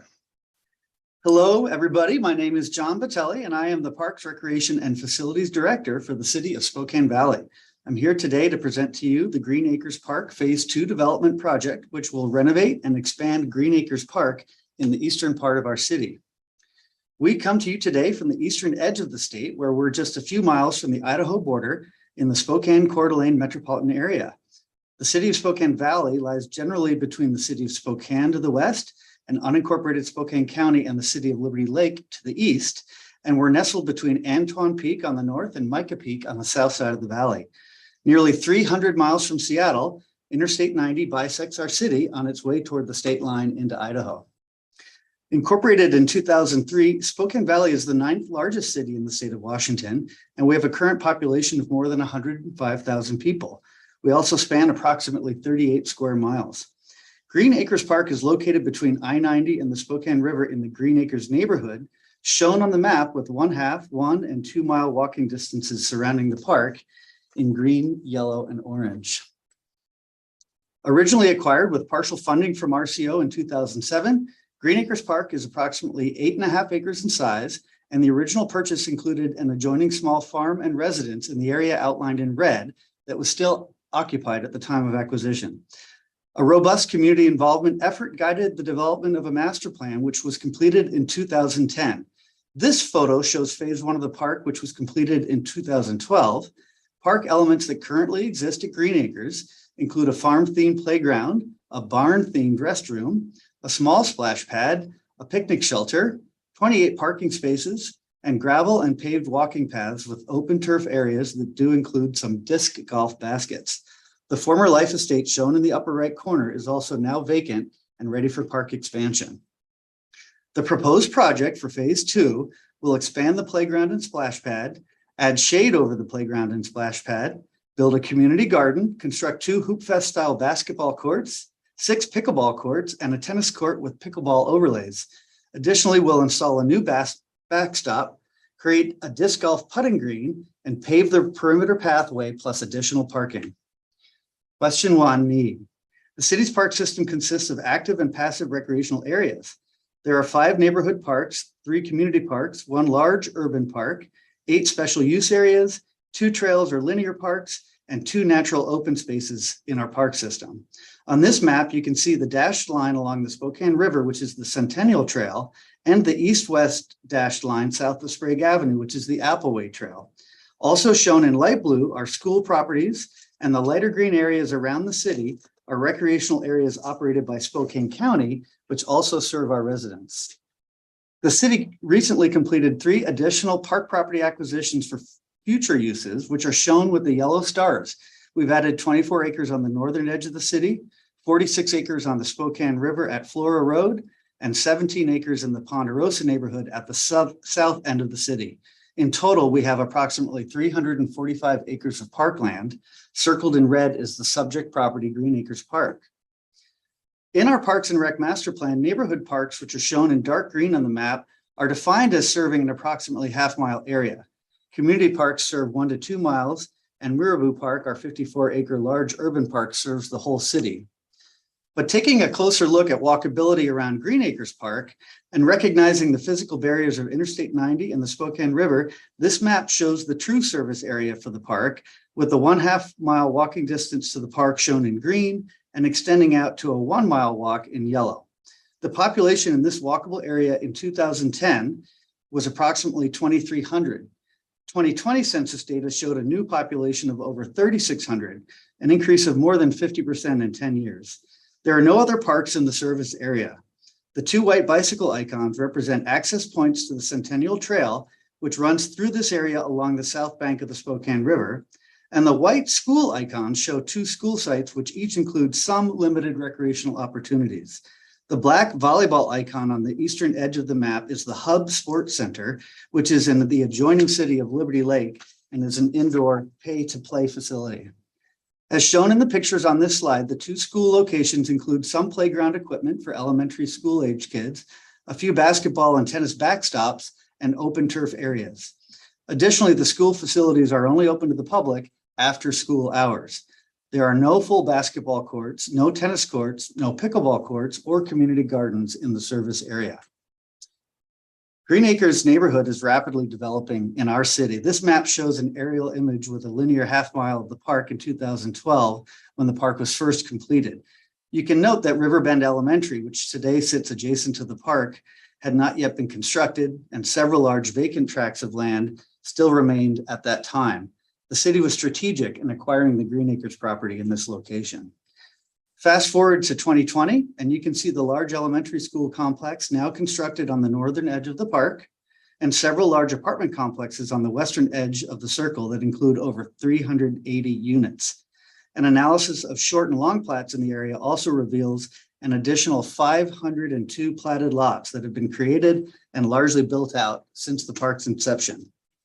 These photos were taken just last month and show several multifamily housing developments currently under construction immediately west of the park and school. The proposed improvements to Green Acres Park align with several goals and policies in our PROS plan, including making improvements to existing facilities, serving people of all ages and backgrounds, providing athletic facilities for residents, and ensuring a balance between both passive and active elements in park design. Additionally, the proposed improvements to Green Acres are specifically listed in the PROS plan and in Table 7-1 of the Parks and Recreation Capital Improvement Program. Since the master plan was completed over 12 years ago and the population in the service area has nearly doubled, we went back out to the community this spring and summer to obtain new public input to ensure the park amenities we're proposing meet the needs of the public surrounding the park. This input allowed our design team to refine the design and to reallocate costs to some of the higher ranked amenities shown in the public input results. Question 2, need satisfaction. The Green Acres Park Phase 2 development project will expand the playground, add much desired shade sails to the park. Additionally, the project will construct the community garden envisioned in the original master plan and highly ranked by community members. The project will also result in the only public basketball courts and tennis court in the service area, and now 6 dedicated pickleball courts with overlays for an additional 4 courts. Constructing these much needed facilities in the service area will expand recreational opportunities for people of different ages, abilities, and income levels in this rapidly growing part of our city. Although not eligible to be part of this grant, one of the other exciting things about the project will be the installation of a 5-foot 5-inch 750-pound bronze sculpture of a grizzly bear called Huckleberry Days. Our design team is working to incorporate the bear into the park, which will provide a fun element for kids and visitors to enjoy.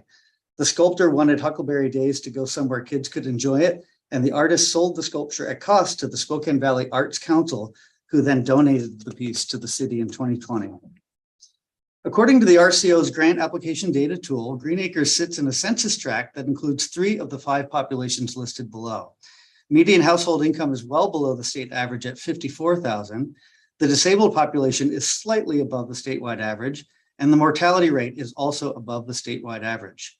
Persons of color in the census tract are fewer than the statewide average at only 10%, and the body mass index is slightly below, but closer to the statewide average at 22.85. But using the Esri Community Analyst tool, we can actually take a closer look at the community immediately surrounding the park And we quickly see that within a linear half mile, there are an estimated 224 households with disability and 140 households below the poverty level. While the median household income is slightly higher than across the larger census tract, it is still below the statewide average at about 60,000. Question 4, project design. A public process guided the development of the original master plan, which was presented to the council in 2010. The city constructed phase 1 of the park in 2011 and 12 with partial funding from the state of Washington. Park elements identified in the original master plan that were not constructed in phase 1 included a tennis court, basketball court, baseball field, skate park, and the community garden. Additionally, the former life estate shown in the upper right corner of the park has since been vacated and is now available for design and development. This is the new site plan that resulted from our public outreach this year. This project will add a 6-court pickleball complex on the former life estate parcel, as well as a tennis court with pickleball overlays, 2 Hoop Fest style basketball courts, a community garden, and 17 new parking spaces. The project will also expand the playground and the splash pad and add shade structures. Additional shade trees will be planted throughout the park and will reconfigure the disc golf to create a 3-hole beginner's course with a disc golf putting green. Although not part of this grant, the updated master plan also leaves room for a future wheels park, which is an above ground pump track that can be used by anything with wheels, including skateboards, bicycles, and scooters, as well as a soccer mini pitch, which we hope to partner with the Rave Foundation to construct as part of a separate project. The cost estimate for this phase 2 grant project was developed by an experienced engineering and architecture team and further informed by bids received by the city in 2021 for another park project. We've built in cost escalation at 15% per year to estimate costs for future construction. The proposed design considers site conditions and spatial relationship from the property to maximize active recreation opportunities and preserve passive recreational opportunities in the park. The design also mitigates risk by modifying the disc golf layout to retain a disc golf opportunity that's better suited for the park. Question 5, sustainability. We have received a commitment from the Spokane County Conservation District to provide the shade trees under a program designed to serve low tree canopy areas in lower than average income areas, which will both preserve and enhance the open space within the park. Additionally, the community garden will promote food independence and social and cultural connections within the community.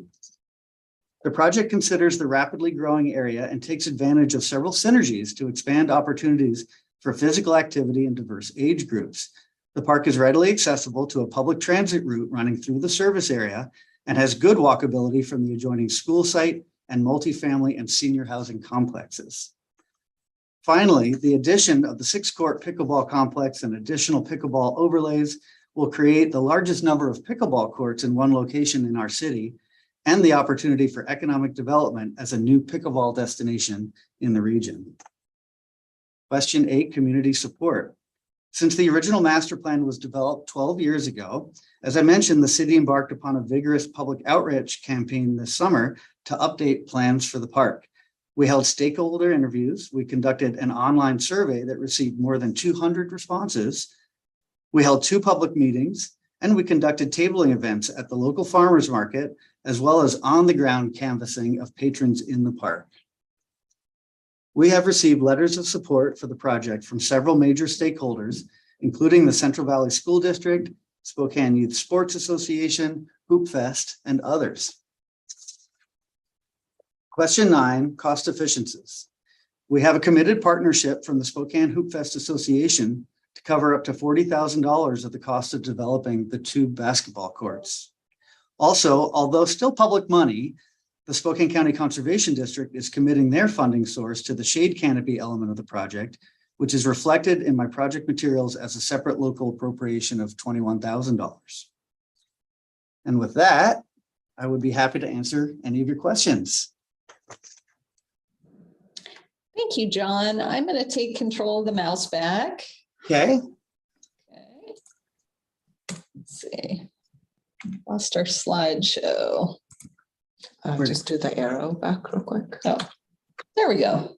Okay, questions for John?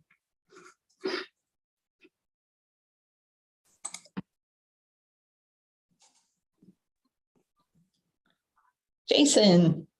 Jason. Hey, thanks for the great presentation. I was trying to figure out, looking at the newly constructed elementary school, if there's a connection between the two. It seemed like there might be some sort of causeway or something like that. There is. I'm glad you asked. I don't know if we can see it on that aerial if we want to try to find it, but there is currently a pathway with a pedestrian opening in the fence, kind of a turnstile. And you can see it on this slide, that little diagonal white element going over to the backstop from the tree. That's actually a paved sidewalk that accesses the park from the school site. So there's a fence between the two properties, but there's a turnstile right there. Great. And then my follow-up to that was if because I know there is it's a newly constructed elementary school, if the sport courts or the playing surfaces there meet some of the needs that were identified for this park use. And maybe you touched on that before with the closures of schools and that kind of thing, school grounds during school operations. But if you could talk to that a little bit, that might be helpful to me. You bet. That's a super valid question, and I'm glad you asked. So some of the similar elements are there in terms of tennis and basketball. However, all that exist are backstops for tennis. And you can actually see those backstops right there along the edge of the photo. And then there are some basketball hoops, but there are no basketball courts. And then together with that, as you mentioned, I referenced the availability of those facilities being kind of limited to non-school hours. Great, thanks for clarifying that. Thank you, Jason. Other questions for John?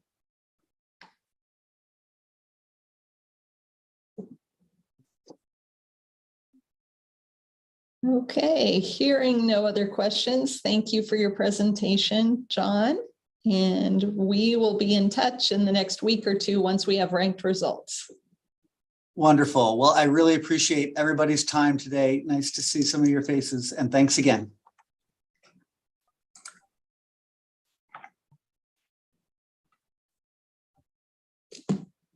Okay, so we're a little bit ahead of schedule and Bellevue is up next. So Pamela, I believe you're presenting today, is that correct? I am. Okay. You might have to stop. Yeah, and I'm sorry, I think I'm controlling. Sorry. Yep, let's get that back. Hands up, hands up. Okay, 1 minute. Okay, I think I have it back now. Okay. We'll Thank see. you. Okay, so Pamela, I'm going to pull up your presentation, make sure you can see it.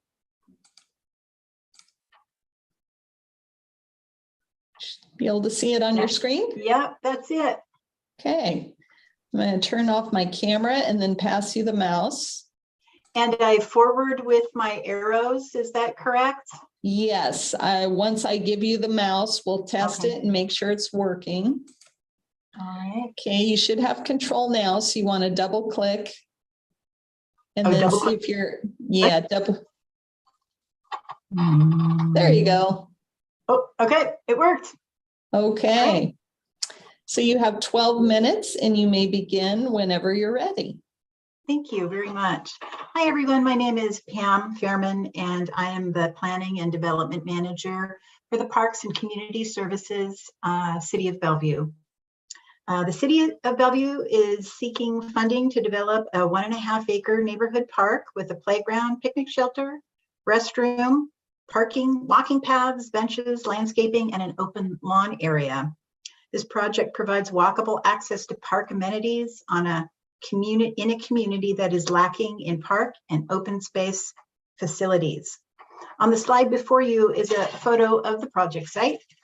When developed, this park would feature a combination of passive and active use elements, offering visitors a variety of recreation opportunities, serving a range of ages that would be accessible to nearby low-income multifamily housing.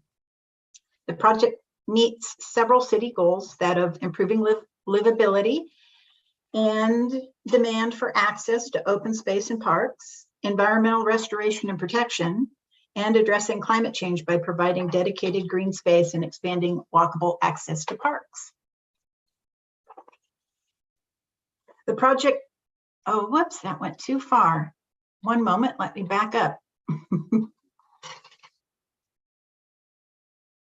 Okay, one more, let's go forward. Terribly sorry, there we go. The project identified by a red star is in the Bridle Trails neighborhood in Northeast Bellevue. The park project is within the urban growth boundary in Bellevue.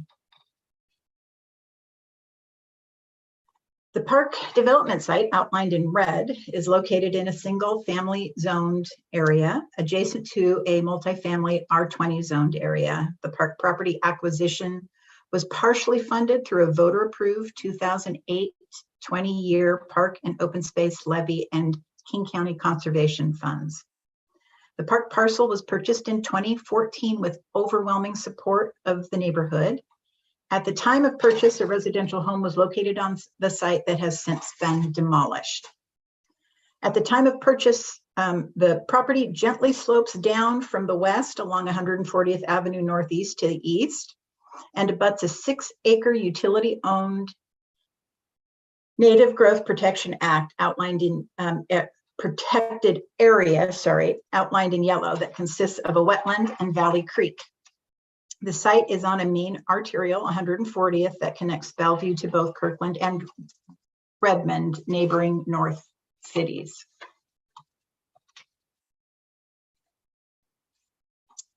The city of Bellevue is one of the 4 fastest growing cities in Washington state and has seen a great deal of change in the last 20 years, evolving from a suburban to denser urban environment.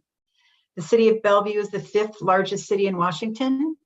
Bellevue's 2022 residential population is about 154,000. Since 1990, the proportion of race and ethnic groups other than white in Bellevue has more than tripled from about 14.7% in 1990 to over 50% as of 2019, making Bellevue more racially diverse than King County, more diverse than other large cities in the county, including Seattle, Redmond, and Kirkland.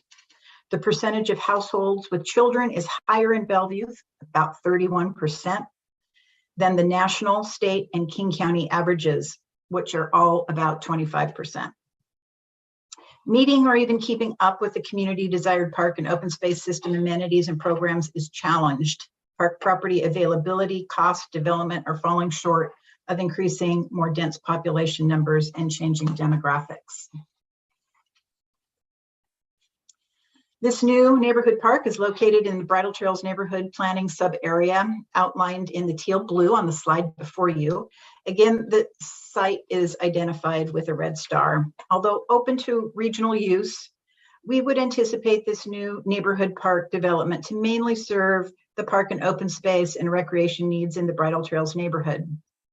The number of neighborhood households within this sub-area is for about 4,900, 60% of which live in multifamily housing.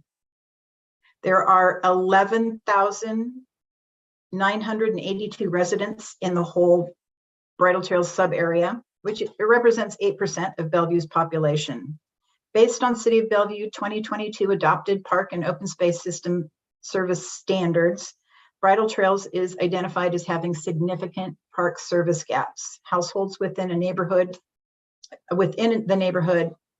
and walking distance of 1/3 mile distance of a park or trail is 42% compared to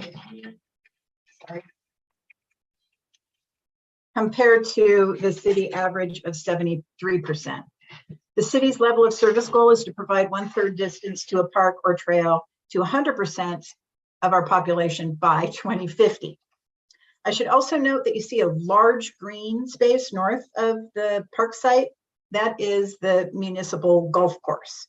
There are no easily accessible neighborhood park trails or playgrounds in the vicinity. Goldsmith Park, which is also on the map to the south, is the closest playground and neighborhood park and is almost and is about a mile away.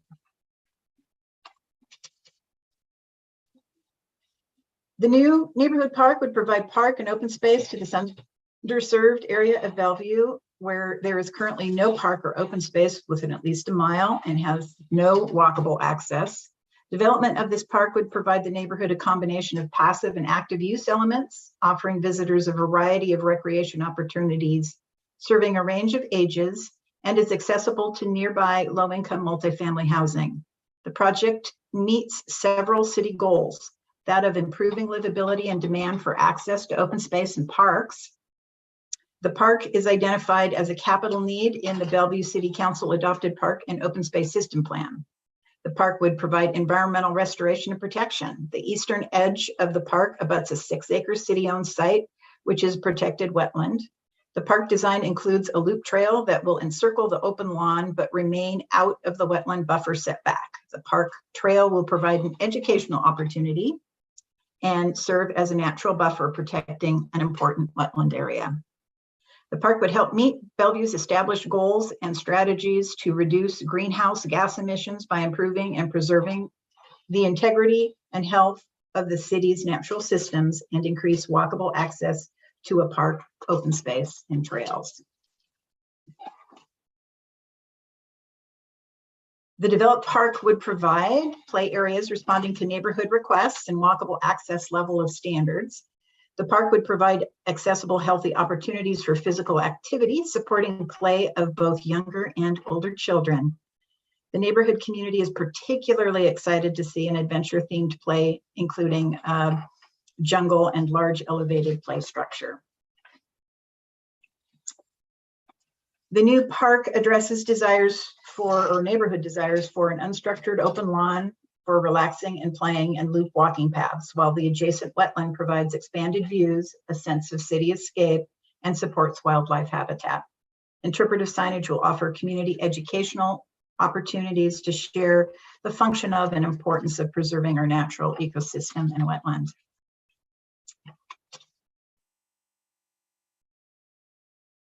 The park's family gathering areas, such as the picnic shelter, are supported by a restroom and would offer opportunities for social and cultural connections. You're looking at a photo of the site, looking northeast towards the native growth protected area and wetlands. Location of the property is ideal for increasing walkable access. The site proximity to the main arterial of 140th Avenue provides great park access. The adjacent protected utility-owned wetlands support wildlife. Coyote, beaver, river otter, heron, raccoon, eagles, hawks have been spotted and provide an opportunity for community education. The site has existing power and water service. Although there is no sewer in the area of this city, a vault restroom is planned. Right-of-way improvements along the park frontage will include a flashing crosswalk to increase walking safety. The undeveloped site is available for public use now. Public access would be restricted during construction for about a year and then restored at completion. And the new park would be maintained by the City of Bellevue Parks and Community Services Department. Project design, you're looking at the neighborhood park board and city council endorsed concept plan for the new park. This accessible design and ideally located new neighborhood park takes advantage of the gentle slopes and blends into the natural wetland to the east, utilizing borrowed views and providing environmental education with interpretive signage. Trail widths accommodate maintenance vehicles and pedestrians. All elements, play, restroom, parking, picnic shelter of the park are designed to be accessible. Development of this new park takes advantage of existing water and power utility services. A modest-sized parking lot, approximately 12 spaces, allows access to the community that is not within walking or biking range, while right-of-way improvements along frontage and a flashing crosswalk increase pedestrian safety. The adventure play area supports older as well as younger children and their caregivers. All land use requirements, environmental best practices, and safety standards will be met. There are no mitigation requirements expected as all design is taking place outside of the wetland setbacks. The park design promotes sustainable opportunities for physical activity, social and cultural connections, and community education. This project will enhance the wetland buffer, removing invasive species, planting with native species. Educational interpretive signage elements will be included, and the native growth protection area will allow an expanded view and sense of expanse for park visitors. Low impact design is highlighted in the park's use of infiltration soils, allowing use of rain gardens, and sheet flow will be used to collect and disperse stormwater. There are no underground detention facilities. Plumbed with water, a small restroom will have a self-contained vault system, as there is no municipal sewer in the area. And landscaping throughout the site will maintain wildlife corridors and beautify the site aesthetically. Use of low water use and native plants will be a high priority. Access to the site along a main thoroughfare connection includes improved access for pedestrian, bike, car, and public transportation. And the neighborhood supports park development and remains engaged in this project. The Bridle Trails neighborhood was heavily involved in the park property site search and supported the acquisition. The neighborhood was engaged throughout the 2016-2017 design process, hosting several meetings and informing conceptual design preferences. The neighborhood spoke in support of the plan to both Park Board and City Council. The preferred park plan was unanimously endorsed by the neighborhood, Park Board, and City Council. This new park development project has also been supported by Mountains to Sound Greenway Board of Directors and the Bellevue Chamber of Commerce. And the City of Bellevue has committed $2 million in matching funds. And our Bridle Trails Neighborhood Association is excited to organize and donate volunteer labor to plant the new park landscape when the time arrives. They will help provide needed services efficiently and cost effectively. Their work will represent a strong commitment toward community ownership of the park resources and provide opportunities for environmental education that will offer increased understanding and insights into our park and open space system. Award of the Land and Water Conservation Grant would be hugely appreciated. Improve livability, support environmental restoration, address climate change. The city and neighborhood are ready and prepared to develop this new neighborhood park. The property is in hand. The community has been and remains engaged and supportive. The concept plan is supported by the neighborhood. All required permits have been submitted and are currently in process of being reviewed. City Council has provided matching funds to support construction, hopefully in 2023. I want to thank you for your time today and support of our project. Are there any questions that I can answer? Thank you, Pam. I'm going to go ahead and take the mouse back.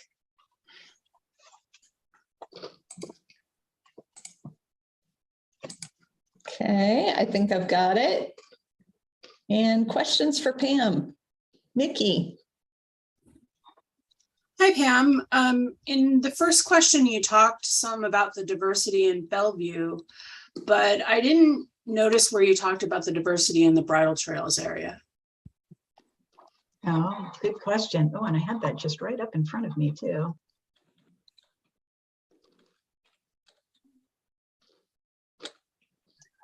In Bridle Trails, diversity, I have a whole list of of demographic information.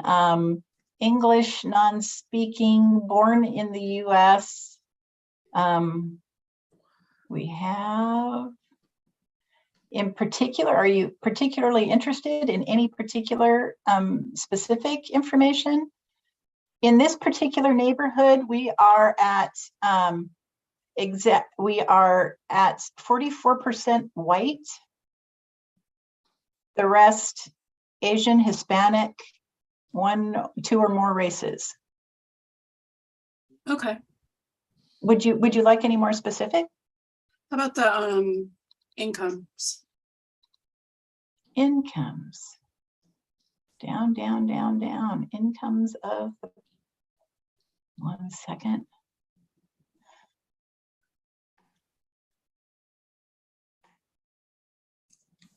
Let's see. Well, I can provide for you average income. I've got per capita income and average household income. So average, not median income, is 200,000. Okay. And then I think you mentioned that there were no trails in the area. Is that right? That is correct. No trail access in the area and no park area and no school opportunities in the, I'll say 1 mile area. Okay, how far away is the state park? Because there's 28 miles of trail there. There are 28 miles of it, more than a mile away. Okay, thank you. And not suitable, I might add, for a neighborhood park for as far as being horse oriented. Yeah, thank you. Mhm. Other questions for Pam?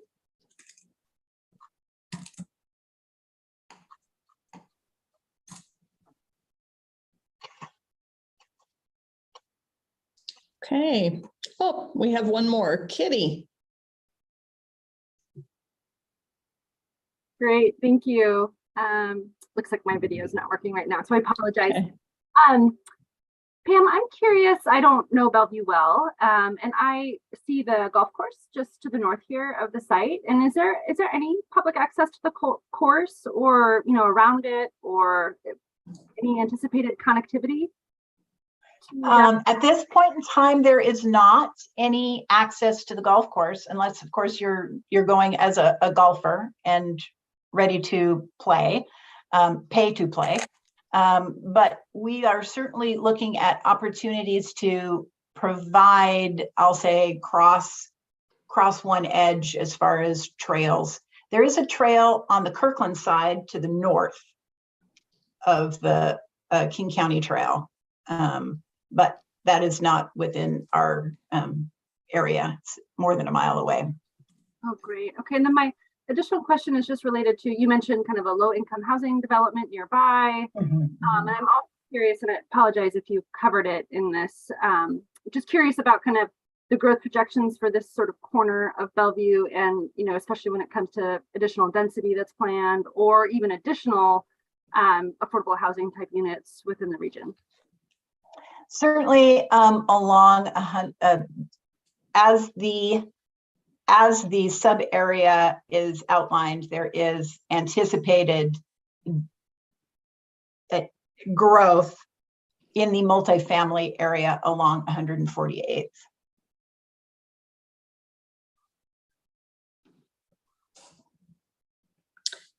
Thank you. Other questions for Pam?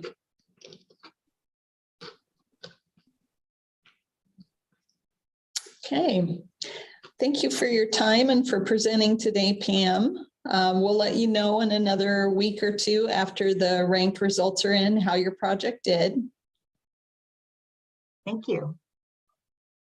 And committee, we are at our lunch break. So I'd like to see everyone back by 12:45 and be ready to start our next presentation, which is a Seattle project, at 12:50.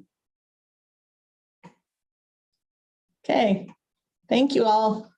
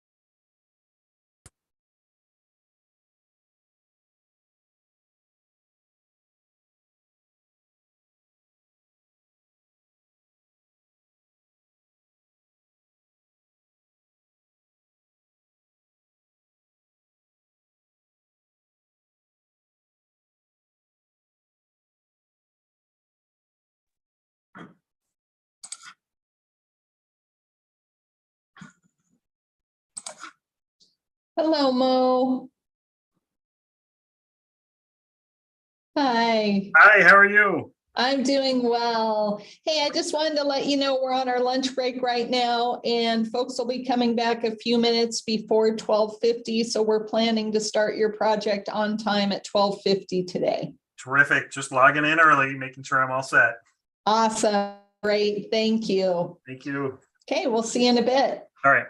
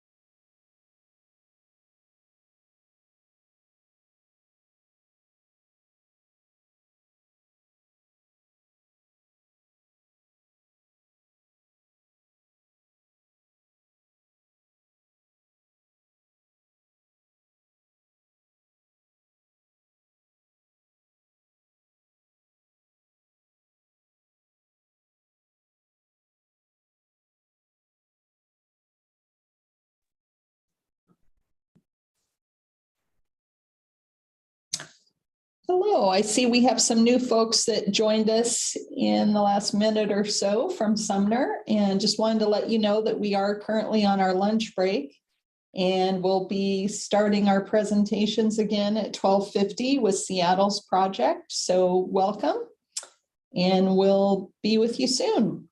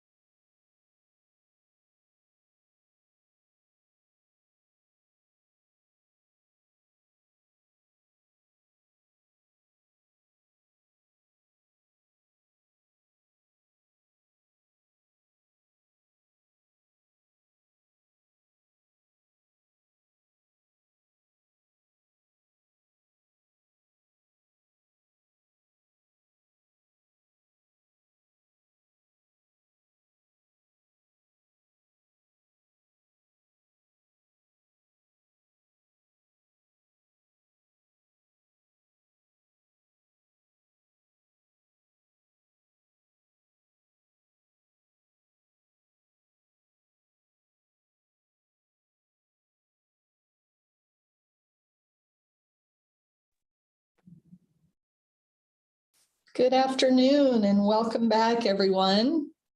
Hope you all had a nice lunch break. Next up, we've got Seattle Parks and Rec with Littlebrook Park. And Mo, you're going to be presenting again today, I believe. Yep, that's correct. And I'm Okay. here with Colin Campbell, the project manager. Okay, nice, welcome. Can you see your presentation on screen? I can see it, and I changed my setup again to see if I can manipulate it. Okay, We'll try. that's right. I think I changed slides for you yesterday. You did. Thank you I am so much. prepared. I'm prepared to do that again. That's the first time I've ever done that. So thanks for the practice. Yeah, you're welcome. That can happen. So you should have control of the remote now. So you want to double click, then see if you can use your arrows to move back and forth.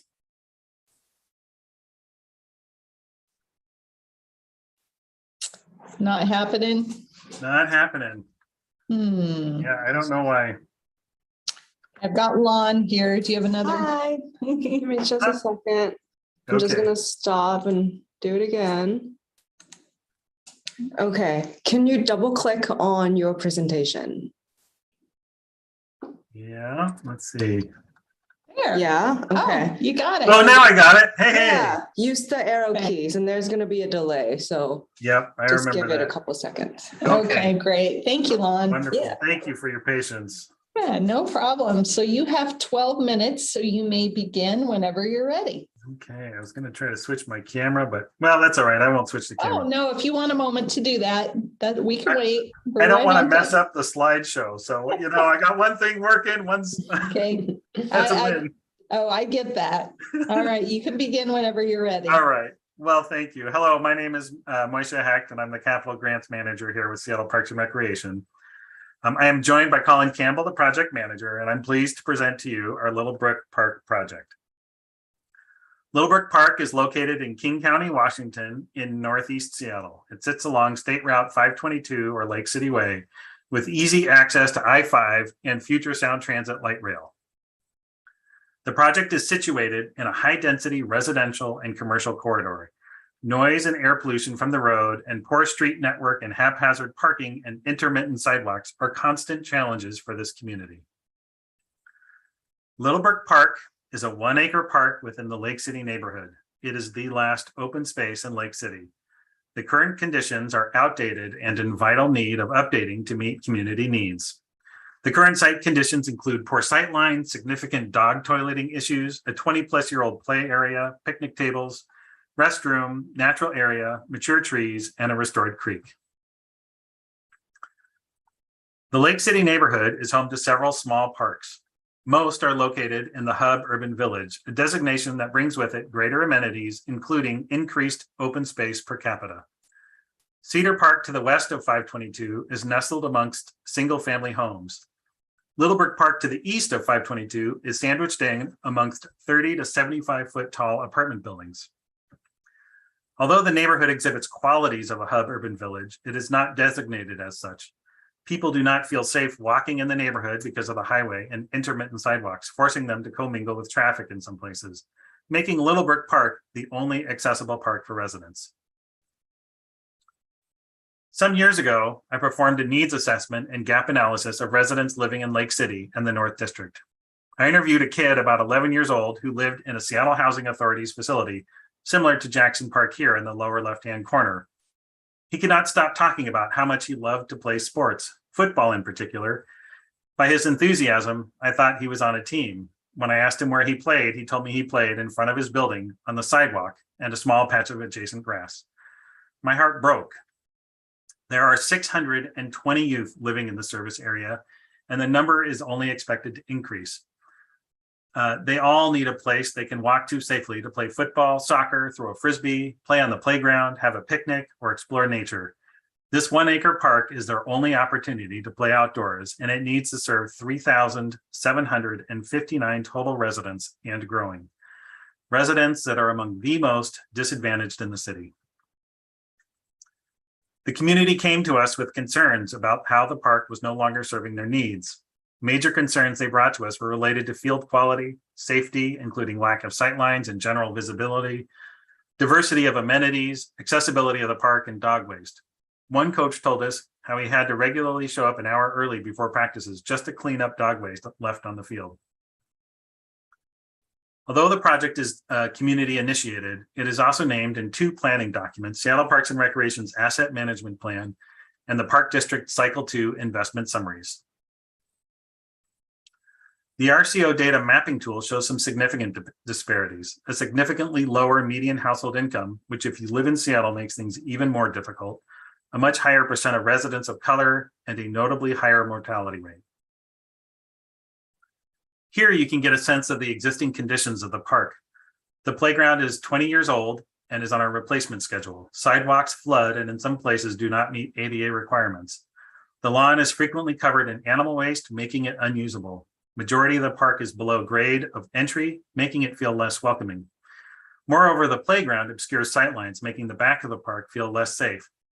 The creek is a wonderful addition to the park and provides an opportunity for nature exploration, education, and stewardship.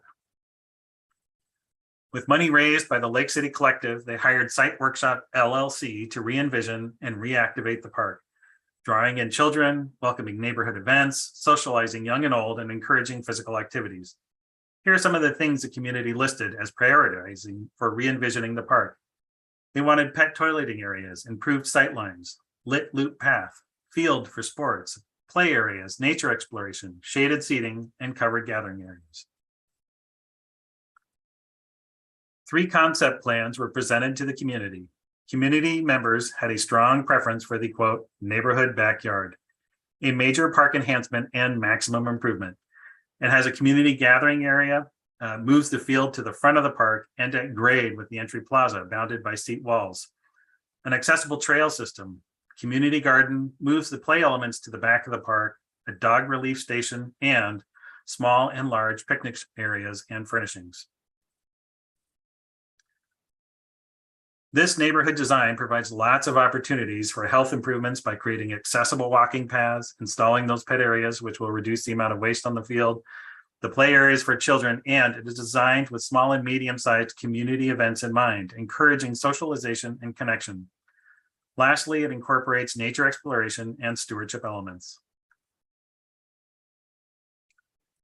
The general design features are the entry to the park is kept open for gathering and better sightlines. The play area at the back relates more strongly to the daylit stream, encouraging nature exploration and education. Safe and accessible circulating pathways encourage movement and exercise. Cost estimating was done using the best available knowledge of local construction costs by Seattle the landscape architecture firm, Site Workshop, with expertise in constructing comparable play areas. After careful analysis, including the creek, we anticipate only relatively simple municipal permits will be required. Here you can get a sense of the greatly improved sightlines from the entrance of the park. What's more, Seattle Department of Transportation is committed to designating the street as a stay healthy street, which will permanently close the street in front of the park to through traffic, and are looking into incorporating a basketball feature. We are exploring a pet relief station in the park near the entrance, adjacent to the existing comfort station. This is the central feature, the 7,000 plus square foot field, which can accommodate practices for some U12 sports. It is connected to the covered gathering area and creating a focus for the neighborhood special events and celebrations. Perimeter seating provide opportunities for spectators and rest. The circular lit ADA pathway is a tremendous addition, improving access and safety of the park. At the top, you can see some raised beds for the community that they can use for gardening. There are 3 play areas with a focus on nature that integrate seamlessly into the woods. We are planning on safe, permeable playground surfacing for greater ADA accessibility. There is more seating and new bioretention plantings. We are committed to climate resiliency through stormwater and heat mitigation. Selective tree species and placement will take into consideration maintaining, I skipped too far. Consideration maintaining both sightlines and viewpoints within the park. Most of the existing trees are maintained, and if removed, they will be replaced 2 to 1. Mature trees will mitigate air and noise pollution, provide shade and an otherwise open and sunny site, and will help offset the urban heat island effect. Stormwater will be managed to ensure no undue burden is placed on the City of Seattle aquatic system and porous concrete will minimize surface flooding of pathways and other elements. Littlebrook Park is easily accessible by many modes of transit. The reality is, though, this park is in one of the most dense, disadvantaged, and poverty-stricken communities of the city. And it really is a neighborhood park, the Littlebrook community's backyard. There are many economic benefits for investing in this park, many listed here, but I encourage you to invest in this park because play is so important to optimal child development that it has been recognized by the United Nations High Commission for Human Rights as a right of every child. In Lake City, this birthright is challenged by forces including lack of safe built environment, real and perceived neighborhood violence, and the limited resources available to children living in poverty. I ask you to invest in that kid I interviewed without a yard and few resources who needs a well-designed park to play in safely. That kid who could join a team if only they practiced within walking distance. This project was community initiated as a partnership between the Lake City Collective, the Seattle Parks Foundation, and Seattle Parks and Recreation. We also have strong support from Rotary Club Northeast, Thornton Creek Alliance, Littlebrook Youth Corps, LSM Watts Consulting, Seattle Department of Transportation, Seattle Department of Neighborhoods, the Lake City Lions Club, and City Council. 4 community meetings were held, each with a core group of 50 people who attended all 4. The final event, a community festival to share the preferred concept plans, had over 150 people in attendance. Interpreters translated outreach materials in Spanish, Urdu, and Amharic to gather input from non-English speakers, and they were present at community events. When we asked for letters of support, the community was so excited about this project, we received more than we could manage. They kept coming in even after the submission deadline. We have thoroughly involved and have support from those most impacted by this project, and we have actively adapted design to meet their needs. The visiting for this project was community initiated using privately raised funds. This project has multiple public grant sources. We have 2 pending state grants through RCO. It was awarded a King County Waterworks grant, and just the other day, we learned that the Lake City Collective raised an additional $60,000 not seen here. But we need your help. Based on the enthusiasm from the community around this project, we expect the community will be stewards of the park, both formally through our volunteer program and less formally volunteering time and energy to maintain their neighborhood backyard. And this concludes our presentation, and we'd like to thank you all for the opportunity to present today, and I welcome up any follow-up questions.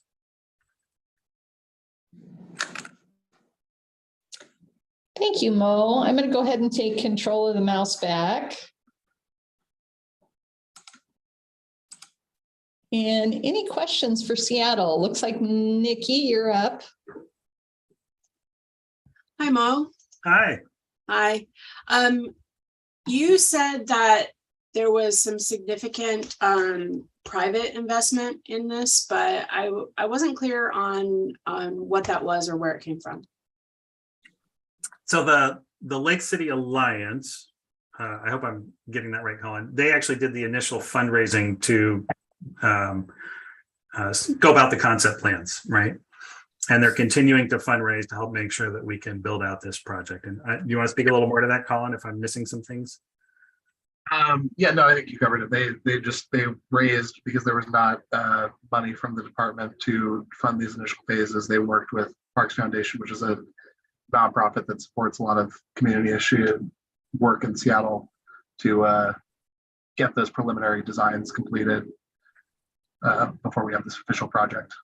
Okay, so it's not shown on here because it was in the preliminary designs. And then you said you just got a $60,000.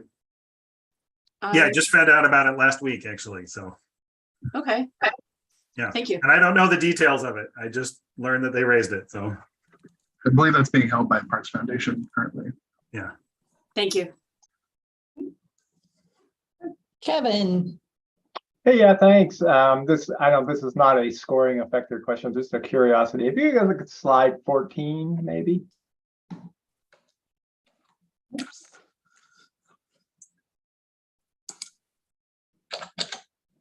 No, it's not working. Maybe it's, do I still have control? Oh, you have control. I think I took it back. Yeah, that's me. Okay. There it is.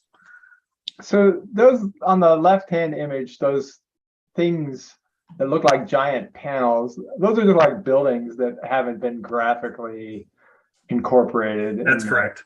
Okay, thanks. I sort of got that from the one on the right, but I thought, well, is that part of the design or something? No. So anyway, Yeah, I mean, the best sense of the park is, I can't remember what slide number it is, but it's that aerial view where you can see it sandwiched in amongst all the apartment buildings. Yeah, yeah. Okay, thanks. Yeah, you bet.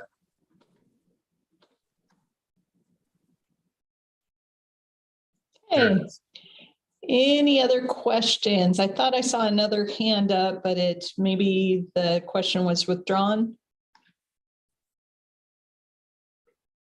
Any other questions for Mo? Oh, Courtney. Yeah, I am curious. I know that there had been concerns from residents about pet waste, and I see that the design includes a pet area. But I am curious about what things you've had success with or what you plan to do to discourage using that main play area as a pet, as pet space. Yeah, I just, maybe Colin can speak more specifically to this park, but I know that citywide, it's an issue that we have. This is, to my knowledge, the first time actually in our parks system that we are actually exploring a pet waste area, right? So we'll have the dog bags, we'll have some educational signs. If this pilot goes really well, it's probably something we'll expand to other parks, particularly those where we see problems. I mean, I'm personally excited about it just for that reason alone, and not only to solve this problem, hopefully, but is really a significant pilot for the department. Yeah, and I will say the group Lake City Collective is currently restocking pet waste bags there, but we're hoping that by pulling the lawn space to the front of the site, it's a little bit hidden from the street and from the picnic area and play area. So I think a little bit more activation and social activity in the space will help to encourage people to pick up. But we're also working on an education campaign that's just been released to kind of help teach people about the impacts that can have on our bodies of water and the impacts that pet waste can have, negative impacts that it can have on the environment. So we're looking at a couple different avenues. Thanks. Questions for Seattle?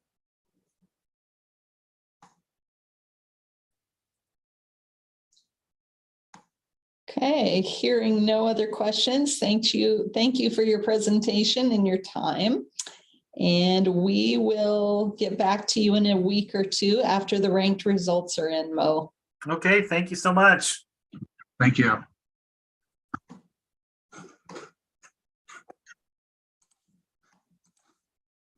Okay, see, it looks like we're pretty close on schedule, a little bit early. Sumner is up next, and Derek, will you be presenting and operating the presentation today? I will be presenting, and Carmen Palmer will actually be doing the slide forwarding. So if you can give her the mouse controls, and that'd be great. Will do. Just a moment while I pull up your presentation.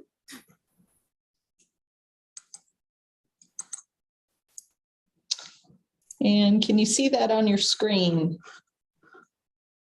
Yes. Okay. I'm going to turn off my camera, and then I'm going to pass this mouse on to Carmen.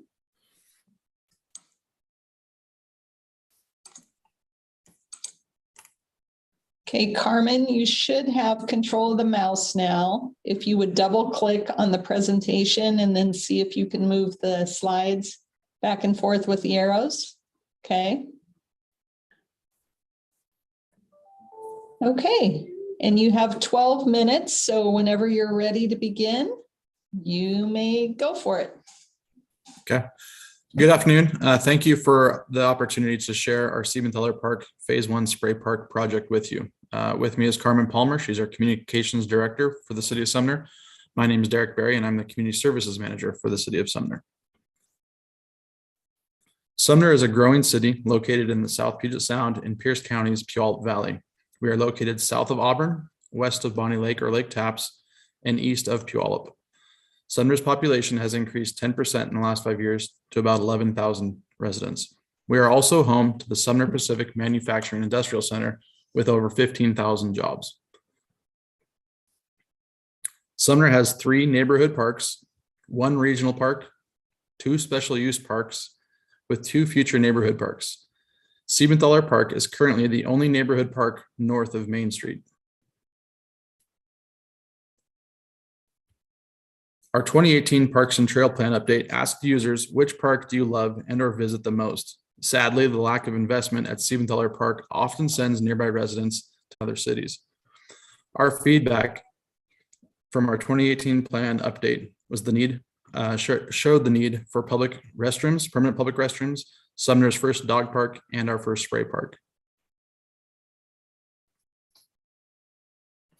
Siebenthaler Park is surrounded by medium density residential zoning consisting of single family and multifamily complexes, heavy industrial and light industrial properties. The residents in this community have historically been underserved, and this park is long overdue for improvements. Council has acknowledged this and recently passed the 6-year Parks Improvement Plan, with this now being the top priority. The Sumner Comprehensive Plan identifies 1/4 mile as walkable. Siebenthaler Park has over 1,400 residents within that area. The residents in this census tract live below the state median household, above average disabled population, higher BMI for those 16 to 19 years old, and have a higher mortality rate. When looking at the block group, 80% of housing units are rentals, which is above the state average of 35, with 75% being multifamily units, 3 times the state average. In 2021, the city of Sumner started working on a master plan for Siebenthaler Park. A kickoff survey resulted in popular requests that we often saw in our 2018 efforts, including a spray park, dog park, inclusive playground, tree planting and screening, restrooms, walking trails, paths, parking, and lighting. Phase 1 includes the 2 most requested and needed features for the community, as well as several other popular and important features identified in blue.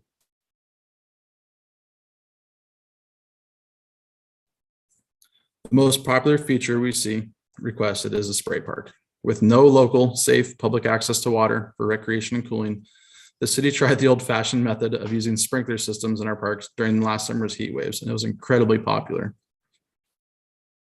For the rest of the hot days of summer, residents are forced to travel 10 to 15 minutes by vehicle, depending on traffic, to find safe public access to water.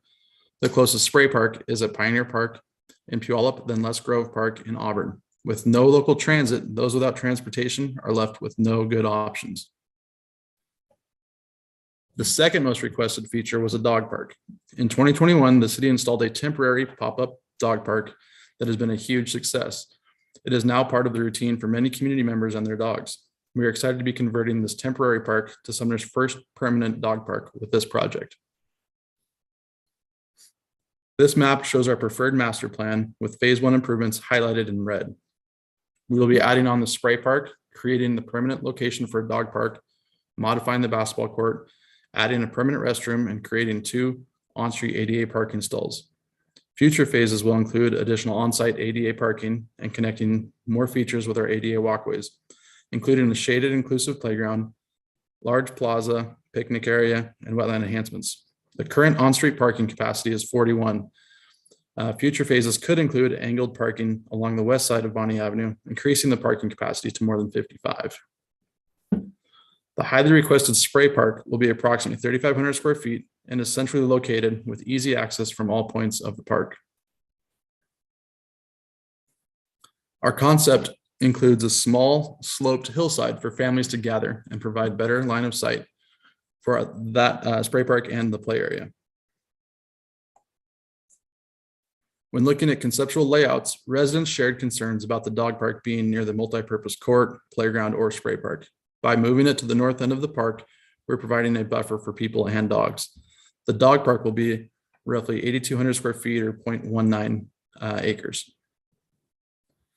Our temporary pop-up dog park has been a hit. The permanent dog park will have better access and amenities, including benches, water, weigh stations, etc., for all users. The basketball court will become a multi-purpose court. A permanent restroom will be added near the multipurpose court, spray court, and future inclusive playground. The goal of the multipurpose court is to allow for basketball, pickleball, volleyball, shuffleboard, foursquare, or other suitable games on hard surface. Our phase 1 improvements stay outside of our small, low functioning wetland and buffer. The city does not anticipate needing an Army Corps permit for the first phase. We will use native plants and trees throughout the project. These phase 1 improvements will encourage and create physical and social connections for the community that has historically been underserved. This park provides the best option for outdoor recreation for this neighborhood. Their next option for open space is to cross the busy arterial of Valley Avenue and travel a third of a mile to Daffodil Valley Elementary School. Community support efforts have included our 2018 Parks and Trail Plan update, outreach, and the adoption of the current master plan efforts. This includes our Sumner Connects page, which started off in June of 2021 and is still up and active. We had a kickoff survey from June to September of 21. We had pop-ups at Nights on Ryan, which is like a community event, an outdoor gathering in August of 2021, followed up by a Concept Alternatives open house and Zoom meeting in October. Then the Alternatives online survey in November of 2021. We matched that up with a HOA meeting with Creekside, which is a nearby residential HOA. The Preferred Concept survey went live in January. And in February, we took the presentation of these concepts to Sumner Rotary and got some good excitement out of them. And eventually, we just found out, got $25,000 donation for. Final concepts and cost estimates were done in March of this year, and the master plan was approved in April.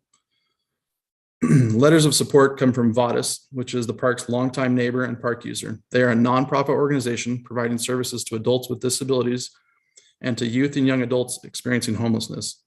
We also have letters from Mayor Kathy Hayden and Sumner Rotary President David Preston. Data from our Sumner Connects page shows that we had almost 500 engaged participants in surveys. 650 were informed, which means they either took the surveys, viewed a video, or downloaded documents. And we had over 1,300 visit at least one page. The spikes you see in the chart on the left are the bell curves for the kickoff survey, concepts alternative survey, and the preferred concept survey. In early 2022, the News Tribune did an article and video on Siebenthaler Park and our efforts to make improvements. The Rotary Club of Sumner will be donating $25,000 to these improvements. The city will utilize trees from our tree nursery inventory for additional savings. Other efficiencies include proximity to utilities, a simple layout, and that we will be utilizing our current court. Our community thanks you for the opportunity to present these worthy and needed improvements, and I'd love to answer any questions you may have. Thank you, Derek. I'm going to take control of the mouse back from Carmen. And any questions for Sumner?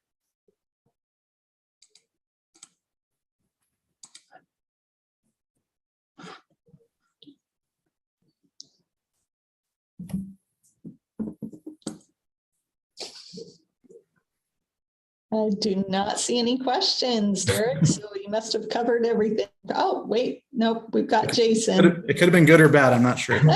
Sorry, I had trouble getting that button to click. Hey, thanks for the presentation.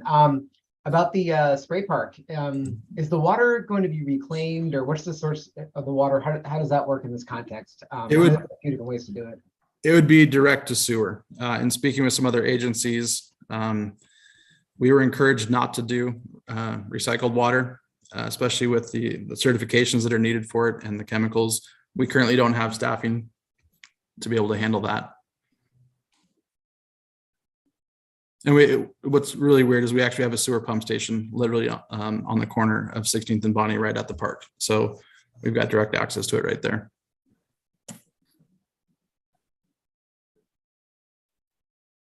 Any other questions for Derek?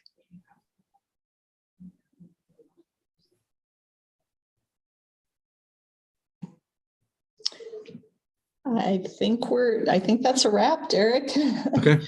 Thank you. And thanks for doing all the scoring. You guys are almost done. I see you only have 2 more after this. So yeah. Congratulations on that.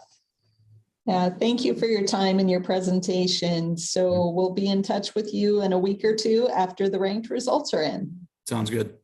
Take care. Thanks. So evaluators, we are a little bit ahead of schedule. We've only got 2 presentations left. So let's just plan on getting back together at 1:40. And our next presentation is on deck at 1:45. I believe Linwood is, did I see Linwood is here? Maybe not. I know I saw Snohomish. Yeah, let's plan on starting it on schedule with Linwood's project at 1:45. So if you could just come back a few minutes before 1:45, that would be great. Thank you all.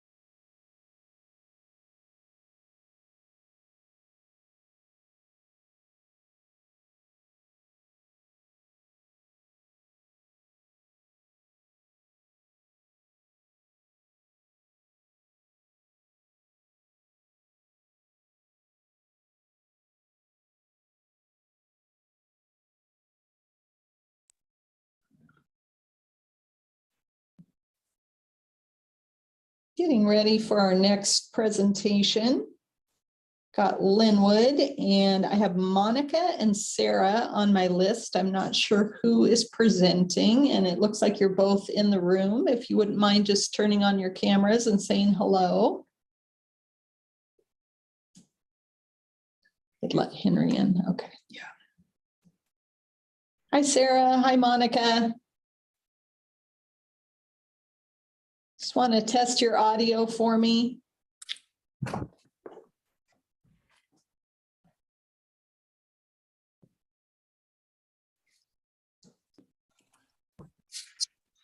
Did you want us to say something? Oh, that'd be great. Oh, there you are. And I see Ashley, are you also with Linwood? Yes, I am. I'd like to be advancing the slides, please. Great. That was my next question is who did I need to turn the mouse over to? So that's what we're going to do next. I'm going to turn off my camera and then I will pass you control. Thank you.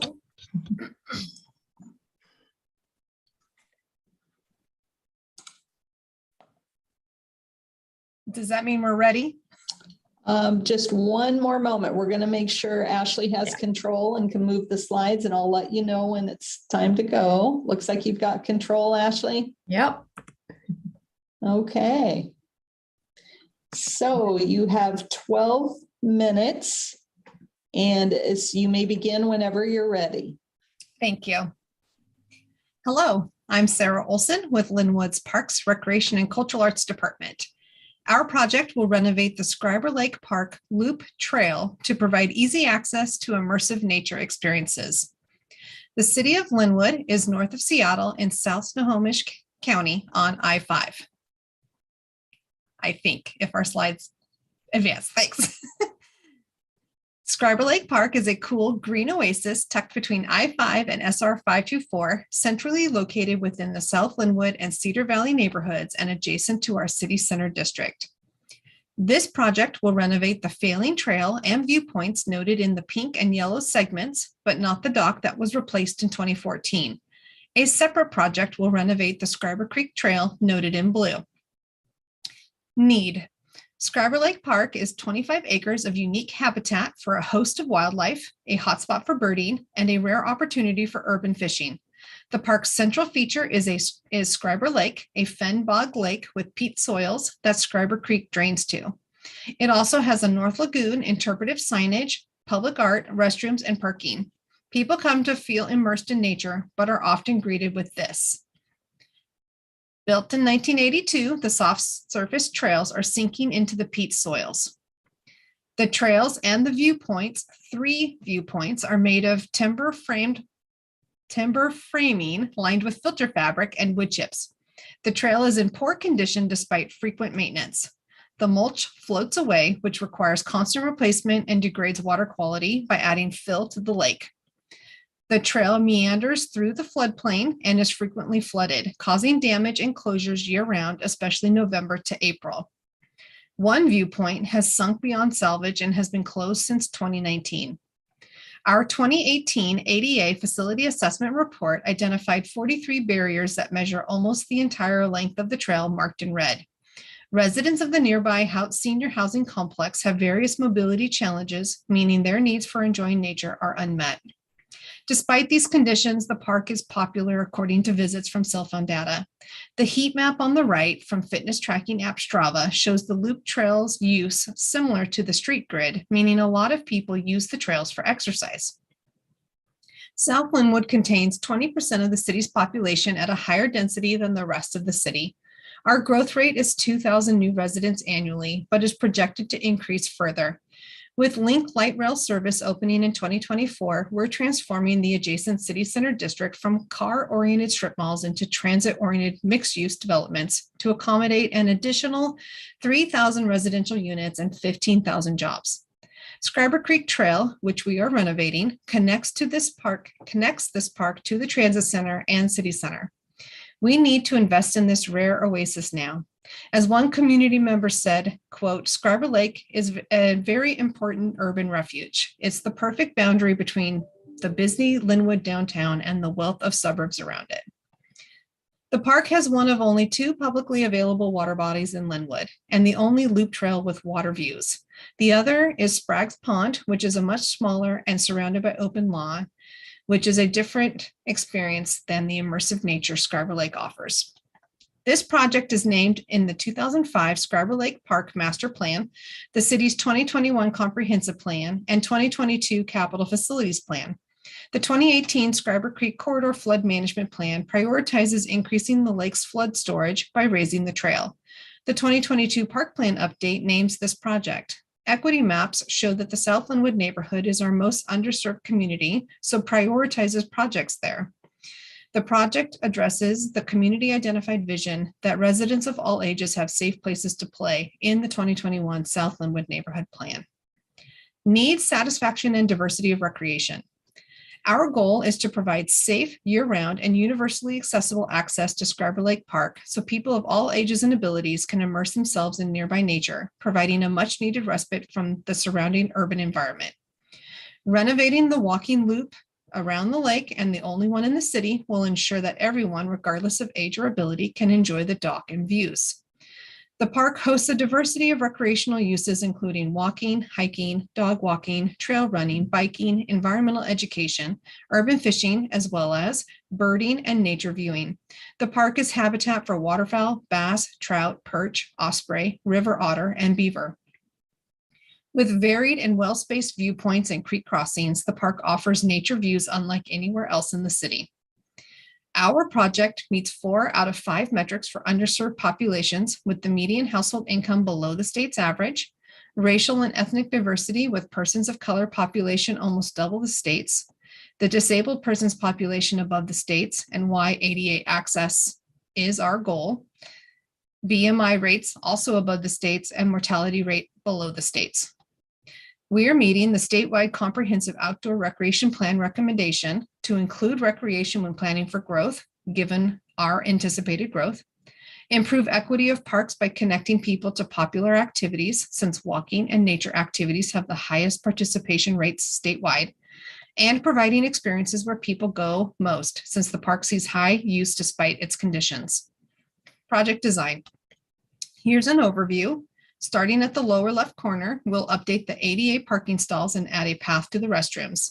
The trail and 2 viewpoints outlined in pink will be replaced with a boardwalk, and the yellow asphalt trail will be regraded. Going into more detail, we will regrade and restripe the 2 ADA parking stalls in the existing 19-stall parking lot and add a new flat direct access route to the restrooms where people already traverse across the lawn. We'll regrade and straighten the paths, starting and ending the loop trail. We'll remove 2 redundant mulch pathways and plant native vegetation.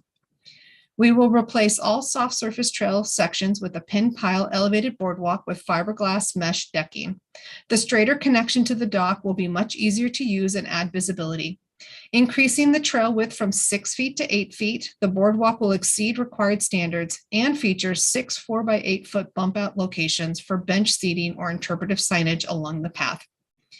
The elevated boardwalk raises the trail above the floodplain so it will not be vulnerable to flooding even after rainstorms. This will also be long lasting given the site's soft soils. The open grate decking will minimize wetland impacts by allowing natural light and rainwater through to the waters below. On the south side of the lake, an 8-foot wide asphalt trail will be regraded to correct its cross slope to meet ADA standards. This project will fix all barriers identified in the assessment report I mentioned. Elevating the 2 most scenic viewpoints above the floodplain will ensure that they remain open year-round. We will remove the North Lagoon viewpoint and instead add interpretive signage with seating to minimize tree removal. Interpretive signage will cover bog plant communities, ethnobotanical uses of plants, the natural history of the lake, and stormwater features. The site supports this nature viewing trail.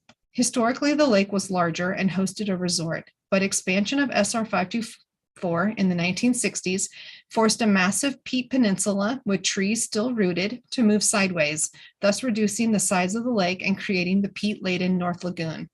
The proposed trail makes best use of the site by following the existing route, minimizing new impacts to the sensitive wetland habitat.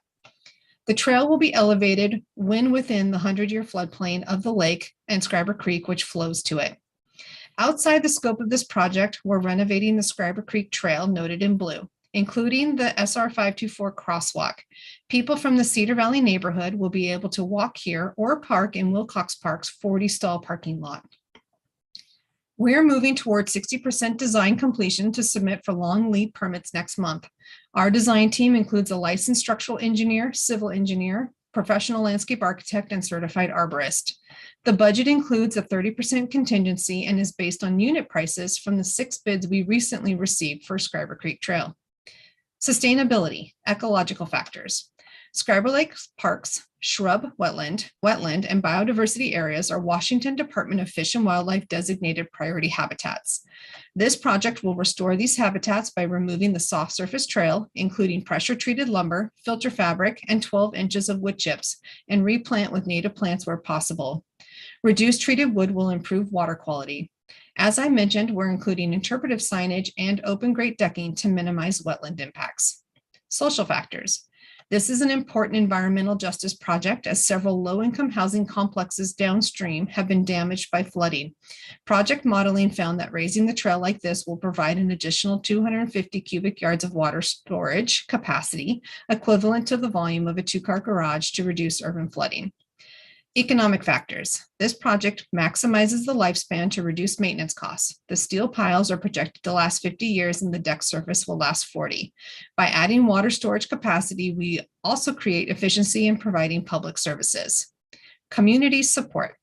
Because the park is a community treasure, the project has overwhelming community support.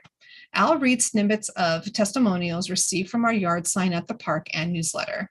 Quote, I occasionally take my grandchildren for a walk around Scriber Lake. A few times we've had to leave because the path was too muddy. I totally support the improvements. Quote, the drowning wood chips make it difficult to get to some of the best parts of the park, especially for those with physical disabilities. I personally would be able to visit the park more frequently if the pathing were redone with the flooding in mind, and it would greatly help me in my goal to enjoy the outdoors more frequently. Quote, with the new transit center being developed, improvements and safeguards to the park are crucial so that it can be enjoyed by patrons over the next generations. Quote, our area needs green space with water. This will highly improve access to this great resource for humanity. End quote. Scriber Lake Park has been a favorite destination for my kids and I over the past 15 years. The rain causes the trails to be unusable without really high boots, and thus the investment in the boardwalk would be crucial to allow visitors to continue to use it in all weather conditions. We've received 6 letters of support, including one from a community member with this photo saying, I would like everyone to be able to enjoy this gem of a park as much as I do. Our plans have received positive press coverage. In 2020, residents partnered with the Linwood Parks and Recreation Foundation to create the Friends of Scriber Lake Park, a volunteer and advocacy group that hosts restoration events to implement the habitat management plan, which was created with Earth Corps, and fundraise for the Boardwalk Trail. Both the Friends group and the foundation enthusiastically support this project. Cost efficiencies. The Linwood Parks and Recreation Foundation is providing $25,000 in matching funds, some of which have been raised by the Friends of Scriber Lake Park. Thank you.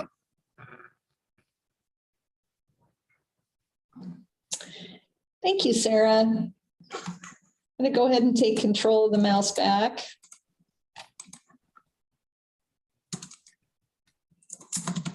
And questions for Linwood? Jason. Hey, thanks for a great presentation. Where are you with permitting? I know you're at 60% design and you're planning to submit permits. Have you already consulted with the permitting folks to kind of review the approach with them to make sure they're comfortable with it? Yes, I'm speaking in. Hi, it's Monica. We have done kind of all of our initial consultation, on-site consultation, and are very close to submitting permits to Army Corps. DFW will follow, of course. Thanks. Thank you. Other questions for Linwood?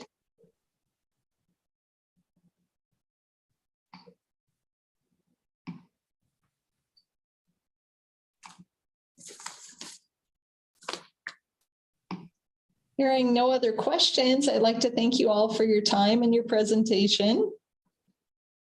And we will get back in touch in a week or two after we've completed the ranked list and let you know how your project did.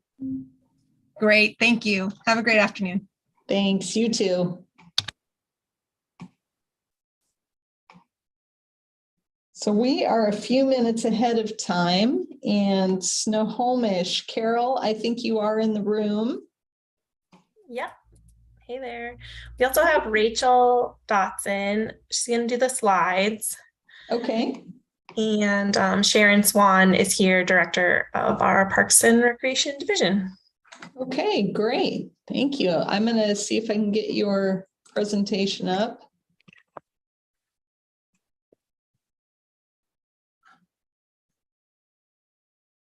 One more try. There we go.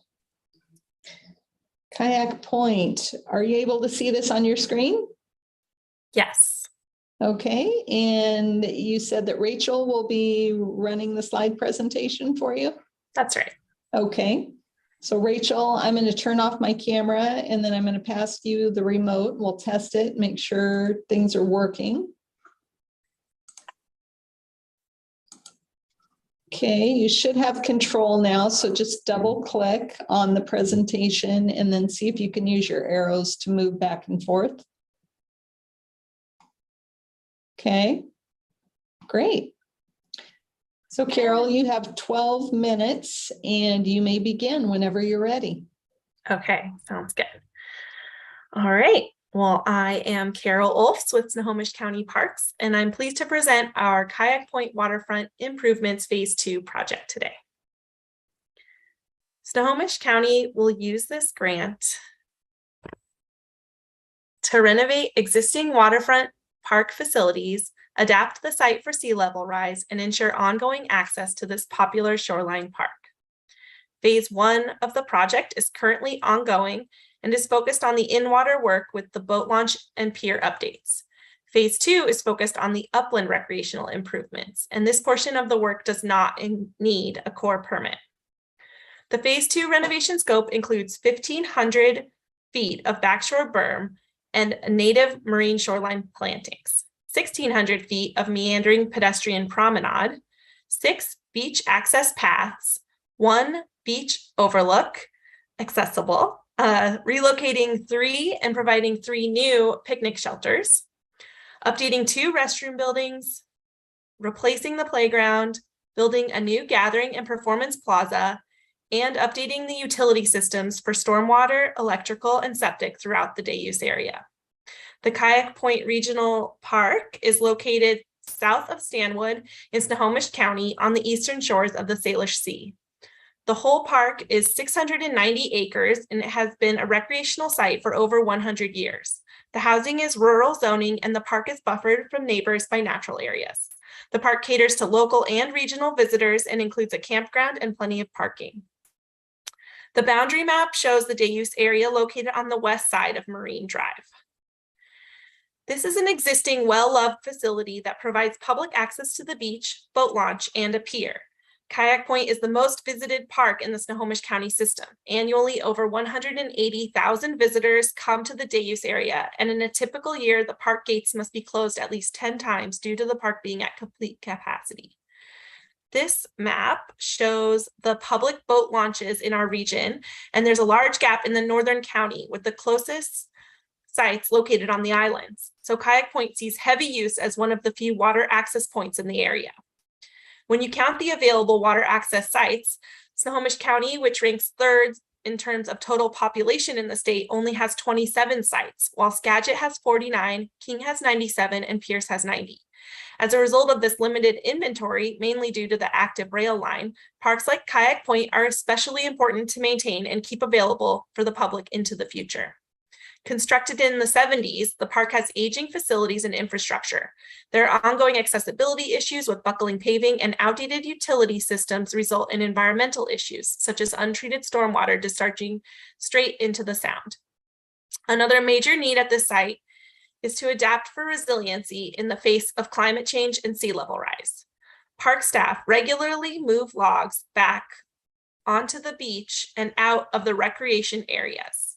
A huge focus of this project is to move the features that are constantly impacted further away from the shoreline and replace those with a planted backshore berm to protect the park and add additional habitat along that shoreline. The site also needs to function year-round to meet educational priorities and is a popular location for school field trips. The building conditions are all in need of updates to make them function better for the public and last another 50 years in the marine environment. The need for renovations at Kayak Point has been specifically identified in our adopted comprehensive plans by both location and type.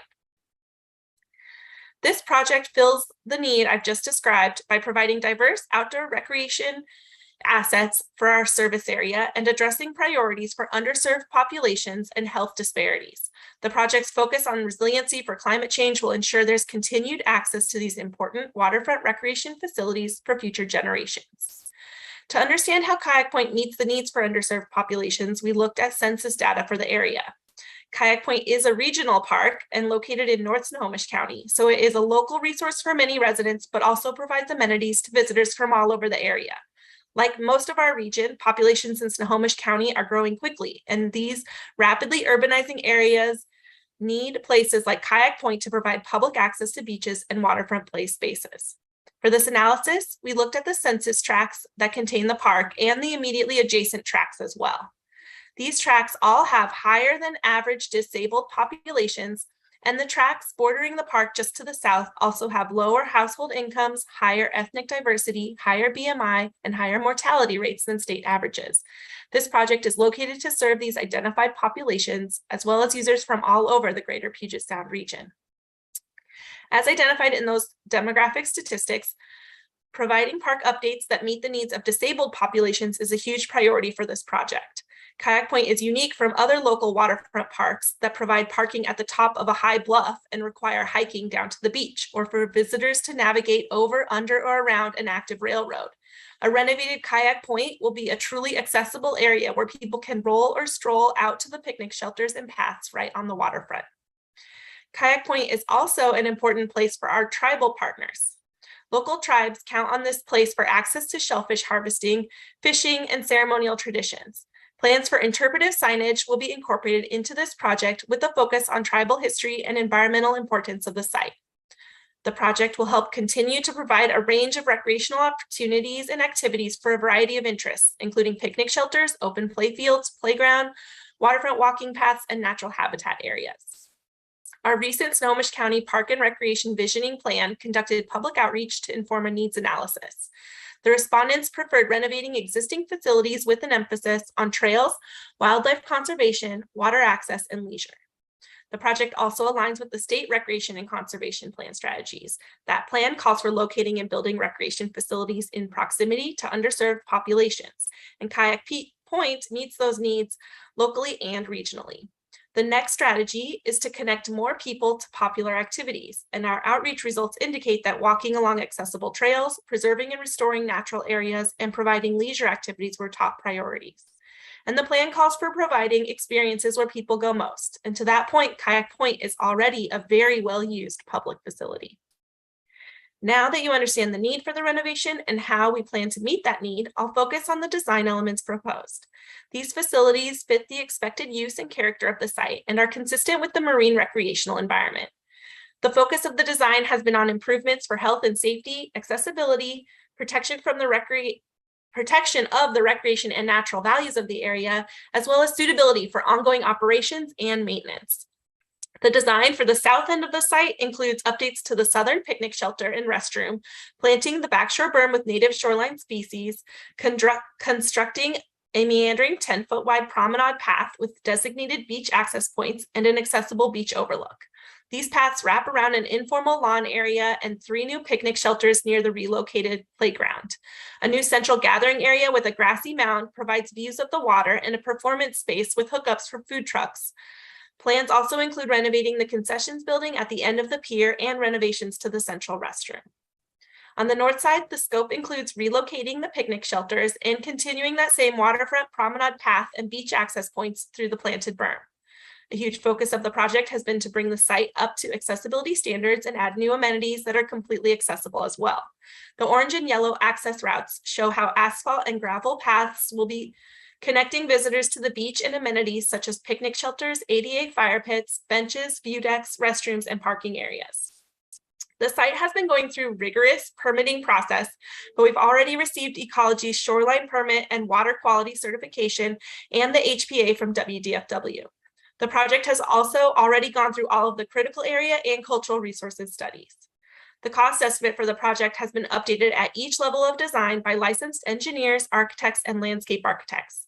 The cost for this grant application is $5.5 million, but the scope of work for phase 2 implementation as a whole is expected to cost over $10 million, which includes inflation and contingency funding.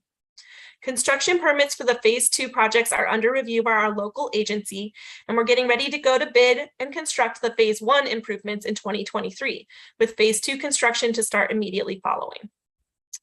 The project used sustainable design principles to maximize the useful life of the renovation.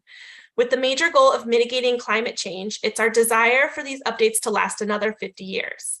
The design includes environmental benefits such as avoiding impacts to sensitive habitats, installing a stormwater treatment system to clean the parking lot runoff before discharge, installing a soft shore berm for shoreline protection that will make the site resilient to increased storms, reusing clean fill from the Snohomish River dredging to bring the site up to proposed grades, and emphasizing native plant restoration, energy efficient restroom fixtures, and water system updates. For social sustainability, Kayak Point's programs, events, and activities such as the Beach Watchers bring people together to support health, recreation, and the environment. Overall, the Kayak Point project will improve site safety, provide ADA improvements, and is designed for long-term use of the park. Research shows that park facilities contribute to local economies by bringing people to the area who stop for groceries, visit restaurants, and participate in events. Implementing these updates with durable, long-lasting materials at an existing park with an existing on-site ranger makes this a cost-effective project. Public input on the concepts and direction for the renovation set the stage for the current construction project. Community and stakeholder coordination over the past 6 years has been with user groups, neighbors, tribes, permitting agencies, and our programming teammates at WSU Extension and the Snohomish County Marine Resources Committee. After many years of permitting and design, local community groups and agency stakeholders have provided letters of support for the project, and a local newspaper published an article praising the renovation earlier this year. And finally, the project has many cost efficiencies built into the design and sequencing of the construction phases.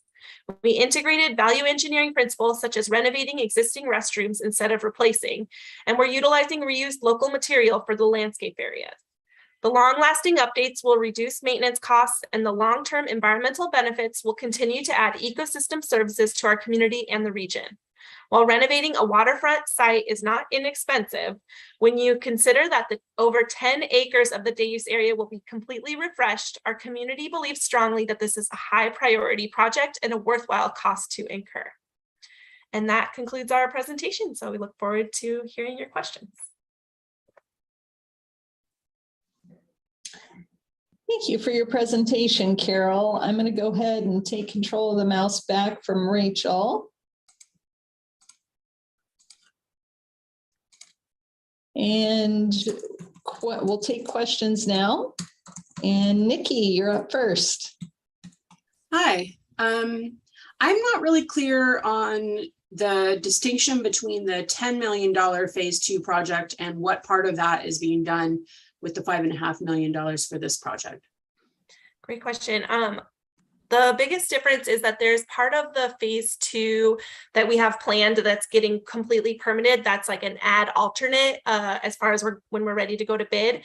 And since we weren't positive that we would, secure the local funding to pay for that, we didn't want to include it as a match for this grant application. So that was a big part that it's technically going to be permitted and ready to go if we can just get the funding together. So it's part of our phase 2 project. So I was trying to I'll make that clear, but didn't quite get there. So which parts of this are the add alternate? If you go to the next slide,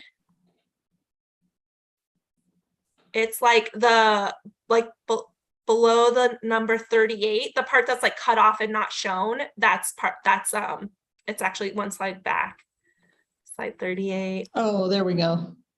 It's not shown. It's those picnic shelters that are to the very northern end. So I didn't include them in the statistics or the cost estimate or any of the grant information All right. online. Okay, so Thank you. just for clarification, Carol, everything on your project design map shown here is what would be funded in this project application? The things, sorry, I have to move my little screen around. Yes, everything on this slide, and then on the other slide, it's the northernmost picnic shelf, like those little picnic tables that are farthest to the bottom right. I should have faded those ones out, but those are not within the phase 2 scope of the grant. Okay.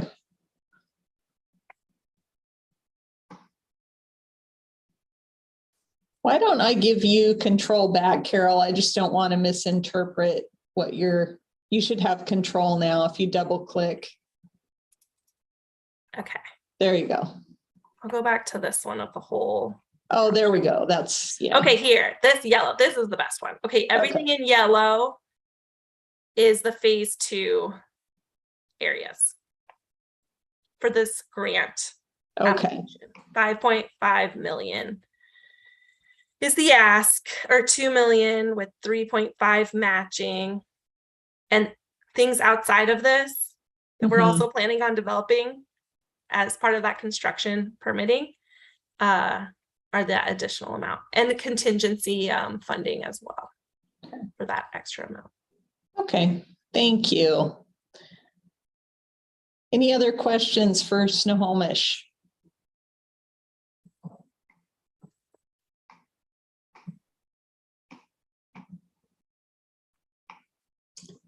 Okay, hearing no other questions. Oh, wait, there's Lisa. Lisa, go ahead. Thank you.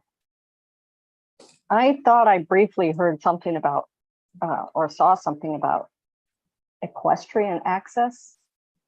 I saw something on one of the slides about equestrian use, and I was like, what is that? I hadn't heard you mention it. I think our survey results showed that was for the whole countywide system, that our respondents were requesting equestrian access to waterfront areas as well, which applies more to some of our other projects. Yeah, I think maybe on here. Yeah, but I don't know, or if it said that on somewhere else, it's not applicable to kayak. Good. Okay. Thank you. Mm-hmm. And I know Sharon Swan is here in the audience for our project. And I don't know if we have a couple extra minutes, she might have something to say if there aren't any other questions.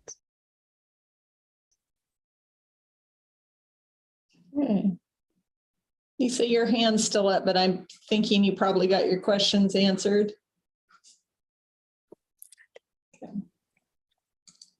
Okay. So I'll take control of the mouse back. Carol, if you want to let go. Okay. Well, thank you for your presentation and your time, and to the other folks that were here from Snohomish County as well, thank you. We'll finish up our scoring, and once we have a ranked list, we'll be back in touch in the next week or two to share the results with you. Thank you, everyone. Okay, so that was our final project evaluators. So I'm going to go ahead and close out our recording session. Then we'll take a brief break and then reconvene for a wrap up after our break. So if you would just hang out with me for a little bit longer. So this is the end of the 2022 Land and Water Conservation Fund evaluation meeting. What will happen next is we're going to compile scores and come up with a ranked list of projects based on the criteria and the scoring. And we anticipate taking the ranked list to our October 25th and 26th Recreation Conservation Fund Board meeting for approval. Expectation is grant awards will happen sometime in late 2023 or 2024. You can visit our website for more information, and thank you for joining us.